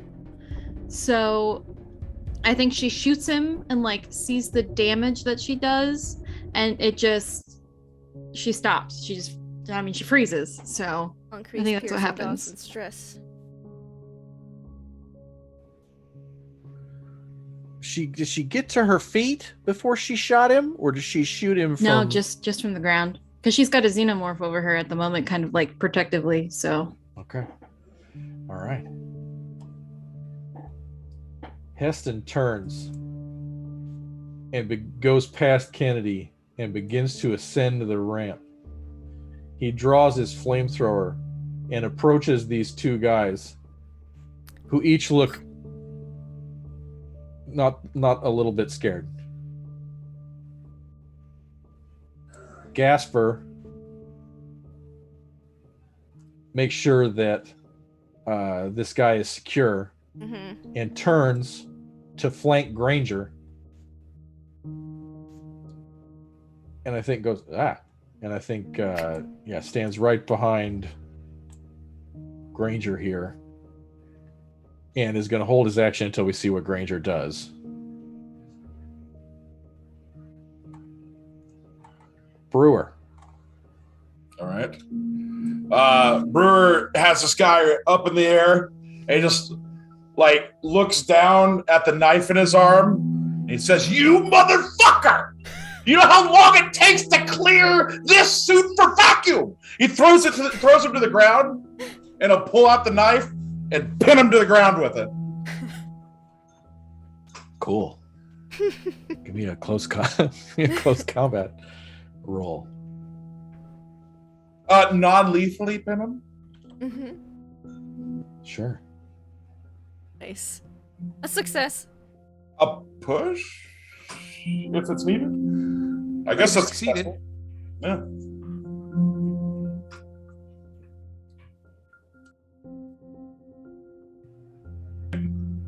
Love how And then I say, yeah, Brewer's biggest concern is sealing the suit for me. You know how long it takes to get this suit vacuum ready. then I'm gonna say, Thompson, get your friend. We're getting the fuck out of here, and start moving that way. Well, if I probably can't move after that. But, yeah. There we go.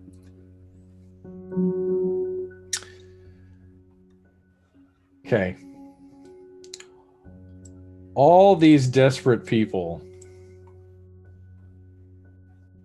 they all have a moment.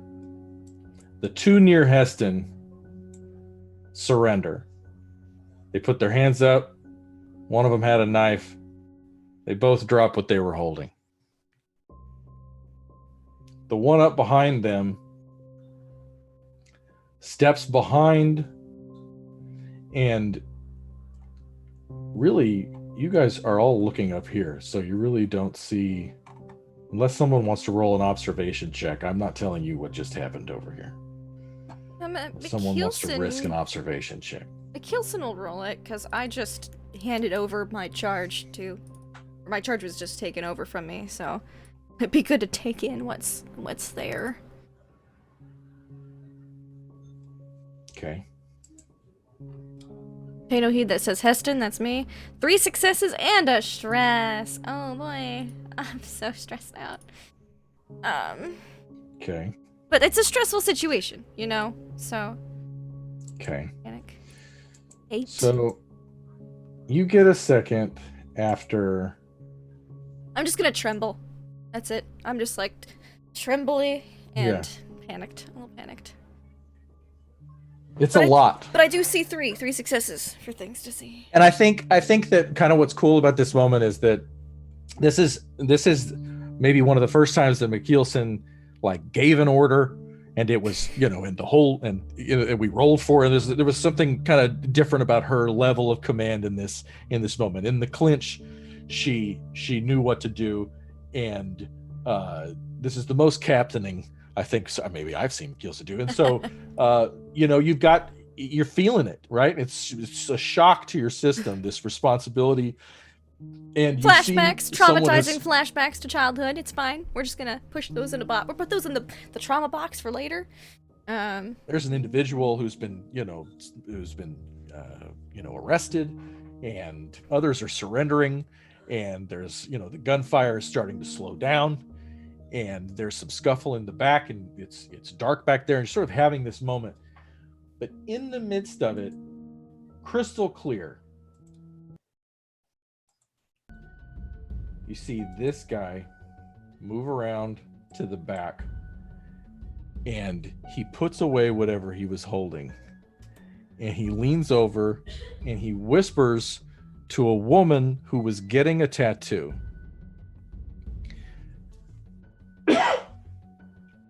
And she looks up. He whispers something to her, and she looks up, and in the random spread of lights across the room, you see a woman's face, and you could swear, if not for the eye makeup, she looks just like R. Like, oh no. Oh no. And she glances up, and she nods, and then puts her head back down. And this tattoo artist puts a mask down. He lifted like a gas mask up to eat this cake, and then he puts his mask back down and gets back to work. And he's got the big headphones on. Looks just like ours. And he's working on her back. Okay. Okay, that's fine. There's just like, I think there's just a thought of clones. Right. Yeah. Okay.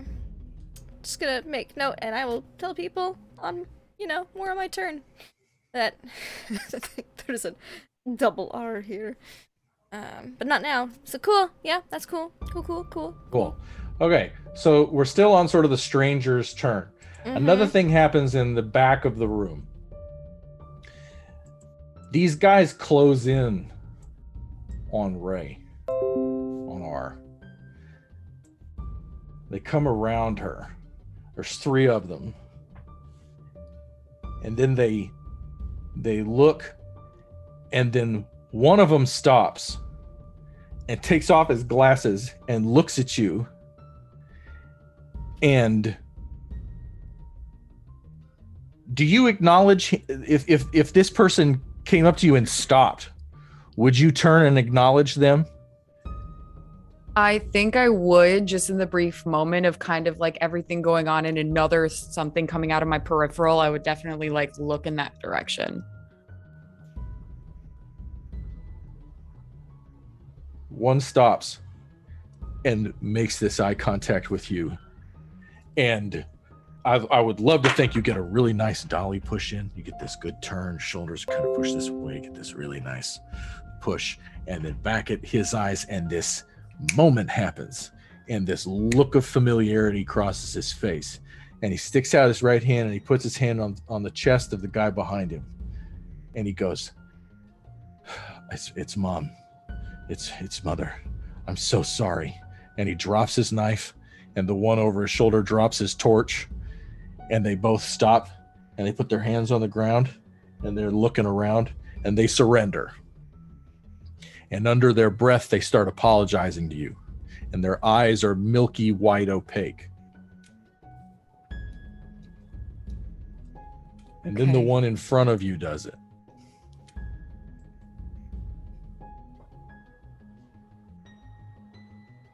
Now, it's this guy's turn. I think this last guy, with what little time we have left, I think this last guy does something stupid. I think he pulls his knife and he goes for Violet. Oh, that alien gonna destroy him.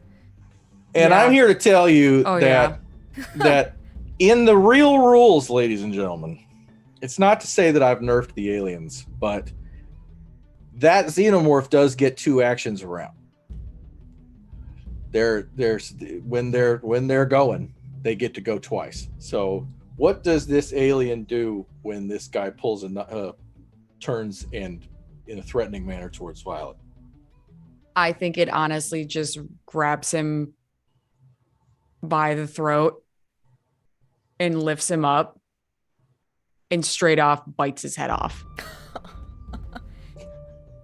Just in one fell swoop without even thinking. As soon as they reach into the space, as soon as they approach aggressively, I don't think it has a second thought. It just picks him up and rips it and tosses him aside like it's nothing. And unfortunately, I do believe in the gruesomeness of the scene that Violet would probably get covered in blood. Oh, yeah. Yeah. 100%. And then it would probably do that, and then instead of crouching back over her, it would stand very menacing, very aggressive afterwards, and like very much make it known, dripping in blood, that they are not to touch her. Brewer just leans away.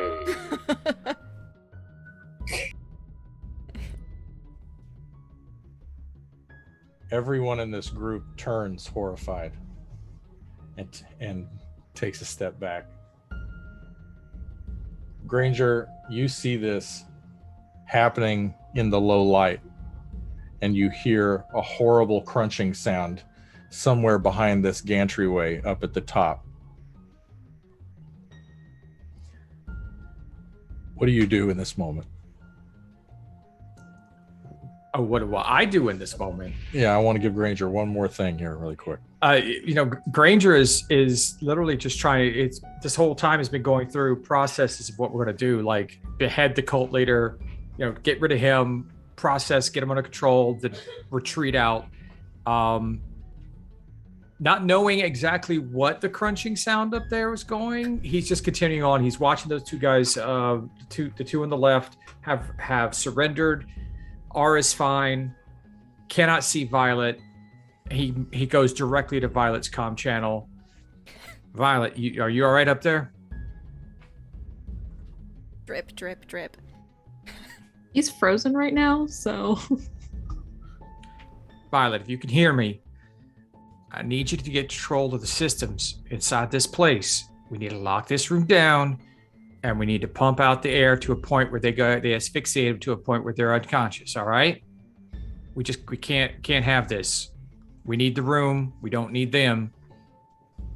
I think you hear just a very, you almost don't think you hear it, just an, okay. If you need help, we'll be up there in 2 shakes. All right? You let me know. Put some mic back down. And then he starts moving up this ramp. I love how Granger's not the only one about to contact Violet. Yeah, everyone's trying to contact Violet. Hey, Violet. Violet. Alternative campaign name. Hey, Violet. I imagine she's having a hard time responding because there's 9 messages coming in all at the same time to her. Always. Blaze. Yes, sir. King stands this individual up and moves him over to the side here and nods at you. And his big giant pipe weapon is lying on the floor by Vernon. Does he have this guy at least secured in some form or fashion? Got the zip, He's got the handcuff. Okay, I was just making sure. Zip tie. Yeah, making sure. Okay. Well, since everybody up top is having some fun, I wanted to fast action run to try and get up around, going with Granger on the left side there, to get up to the group. It says I could do either fast or slow action or 2 fast actions. But if I go charging up there per se by myself, it may be a problem. So I'll probably get Blaze to move somewhere up in here. Okay. Kind of get midway point. When you and Granger and Fellows and Gasper all make your way up there, you see a group of toughs bowing down Yeah. before R. She stands above them, and they are on their knees. Over her shoulder is a short little guy who's cowering behind Thompson, who's getting to his feet. And you see the beast with blood all over its jaws, standing in the half light. Yeah, not freaky at all. And as Fisher helps Dr. Move his name, Dr. Katz, Dr. Kurtz, whatever his name is. Good Lord. As they move this passed out woman out of the room, and things sort of start to break up at the foot. McKeelson, you're oddly alone. Yeah, at the base of these ramps. Yeah, they're moving out of the room, which, yeah. McKeelson message very quietly. Hey, Violet, I think I've spotted a clone of R at the tattoo station, getting ink. And then just leaves it at that. And then we'll go to the doctor. Girl's gonna need some medical attention, it's fine. And just go, so, how do we handle the corpses so we don't have things bursting out of their chests and attacking everyone in about however many minutes you think it's gonna take?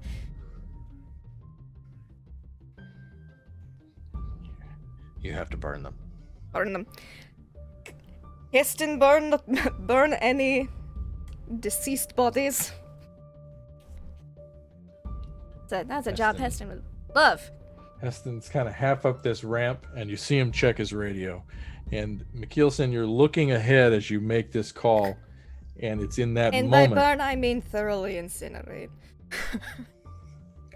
Vernon Lester's body is laying on his stomach, and he's half behind this other friend of his who's down. And you notice as if something from inside makes his whole upper torso lurch with I movement. go, no. Oh no. Oh no. And that is where we are going to call it tonight, ladies and gentlemen. At least I can see it. I might That's have it. to spinny disc this alien baby as it bursts forth, but hopefully not. Spinny disc, and we Spinny need that disc. flamethrower. You need to spinny disc the chest, baby. Spinny disc the chest, baby. My ouchie Good one. disc. All right, I'll go fast because we went long. I just appreciate y'all so much. This was a really good one.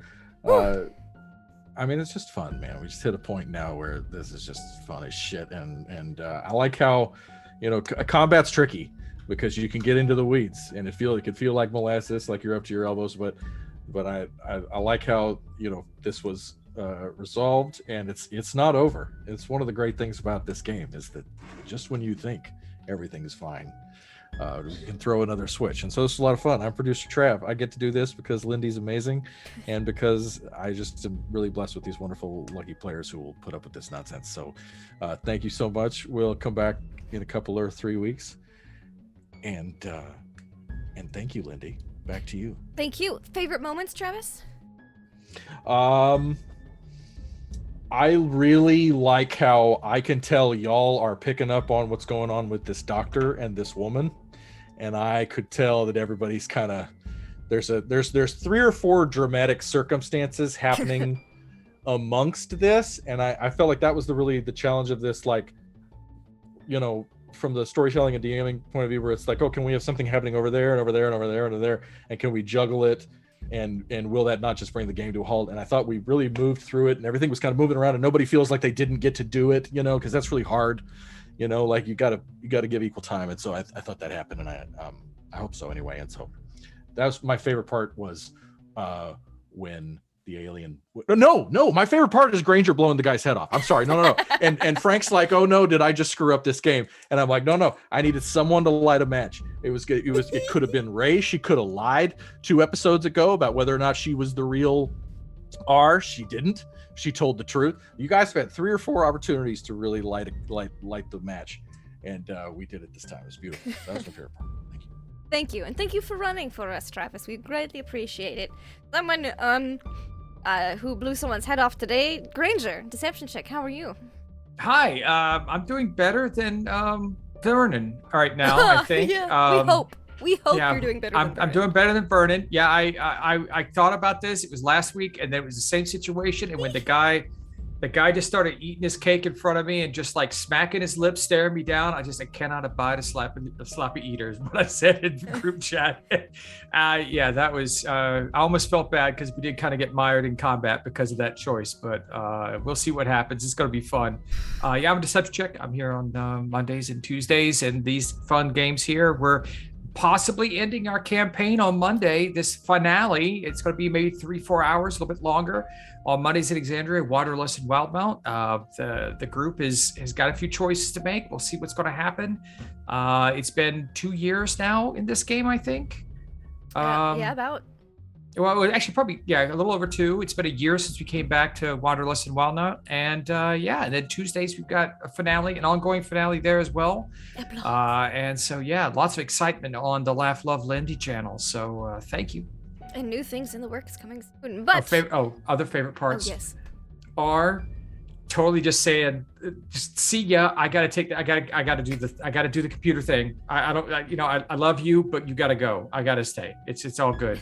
I love that, and I thought that was really good stuff. And our commanding the alien to rip someone's head off. That is just our star right there for our game tonight. So, thank you. Wonderful. Someone who wanted to rip some heads off, Blaze, how are you? I'm good. I'm sad Blaze didn't get to rip anybody's heads off because the dice just didn't like me tonight. But that's okay because it worked out cinematically. Yeah, I'm Shiny Pilot 26. Mondays, Tuesdays, aliens. I'm here. Favorite part was the alien. I like the alien just coming up, ripping people, sharing blood, going everywhere. Like, that's classic aliens. Like, come on, that and chest bursters, which the chest bursters are coming. That's next So week. hopefully, Yeah. I was gonna say, hopefully, we'll take care of business real quick, and there won't be too many of them, else we're gonna be in trouble. Anyways, That's why we yeah, went non-lethal. yeah, that was fantastic, and I love Granger blowing the dude's head. Nice big old hole in that guy's head. Get things going. It was great. So thanks everybody. Yes, that was great. Speaking of great, our wonderful guest, Plan R. R, how are you? Oh, hey, I'm good. Thanks again for having me. I'm with a brick. You can find me everywhere on the interwebs by that name. This has been so cool. This has been so cool. I finally got to command a xenomorph, which was something I never thought I'd be able to do. That was dope. Yeah, classic alien style, ripping somebody's head off. Gotta love it. I really love, like, what Travis was saying. I love all of the things that are happening at once and how, like, there's no shortage of chaos happening. If we think things are calm in this corner, some shit's going down in the other corner. And, like, I like all these little hints and nuances that have been kind of laid out since I've been around, and even since, before, when I was just, a viewer. I like all these little, like, just, like, either are they red herrings or are they actually things that are going on, or, like, they make you really think. And that's my favorite thing about playing, especially with playing with Travis. He always gives you, like, these breadcrumbs, and you don't know if they're breadcrumbs leading you to, like, the actual sandwich, or if they're leading you down into a very large pit of hell. But either way, it's always fun and it's always a great time. I love being a part of this group. Thank you so much again for inviting me here to play R. It's been a great time, and hopefully I don't die too harshly by chest bursters, some crazy shit like that next session. So we'll see. But thanks That's again. always our goal, and miraculously we've not succumbed so far. Lost a lot of crewmates, but not ourselves yet. Knock on wood. Speaking of just people I would hate to see torn apart by a chest burster, Violet. I would hate to be, torn apart by a chest burster or any kind of anything that could tear me apart. Hi, I'm Negatosaurus. I play Violet 6 as synthetic human. You can find me here on Mondays and Tuesdays and playing in our various D&D games. And actually, I just got in a new character journal, which I don't know if you can see it, but that's just a hint for the next type of character I've been thinking up and been playing in our next campaign. And yeah, my favorite part, I have to agree with Travis, is Granger. It felt out of nowhere, but it felt like, it was gonna happen. Just blowing somebody's fucking head off. Like that, it's a very Granger thing to do, and I feel like he's been saving that for Violet and hasn't done it, so now he's got to do it to somebody else. But yeah, that's me. I'm very, very excited to see what happens next time. And I don't know, Violet's got more trauma now. She's covered in blood. It'll be great. Speaking of trauma and covered in blood, Brewer, how are you doing? Yes, that was good. I'm D20 Coup de Grace. You can find me playing here Mondays and Tuesdays. Shoot. My favorite parts was definitely the gunshot, and also the transfer of the xenomorphs programming over to Ray. That scares me. I think it scares Brewer more. Brewer has developed some trust with Violet. He doesn't trust that weapon with Ray, and not at all. Not at all. One bit. All right. But thank you. Great game. Thank you.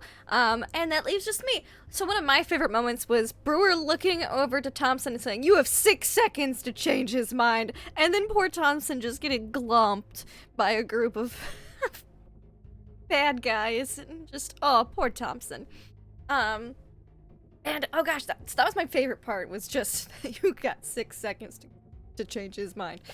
I also really liked, of course, blowing off that head douchebag's face, because he was an issue. I also just, you know, some of the little things that some of the Marines do, like Fisher taking over from Keelson to help carry the woman away. Heston just trying to deck that guy, Kennedy, my radioactive girlfriend. Just blasting a guy's leg off. Just you know, it's the little thing that I appreciate about this. Because I know Travis is obsessed and puts in all these little details for us to pay attention to and find and discover and appreciate, and I appreciate that about him. So thank you all so much for watching, and thank you all so much for playing. We appreciate you. Until next time, which, you know, this will be announced whenever it is. Join us on Monday for possibly our finale of Wanderlust and Rylmount, and on Tuesday for some of our epilogues. We kind of finished his Magnus arc. I believe Elam Dewood Jr.'s arc might be next, so stay tuned, because it'll be fun. Until next time, have fun, play games.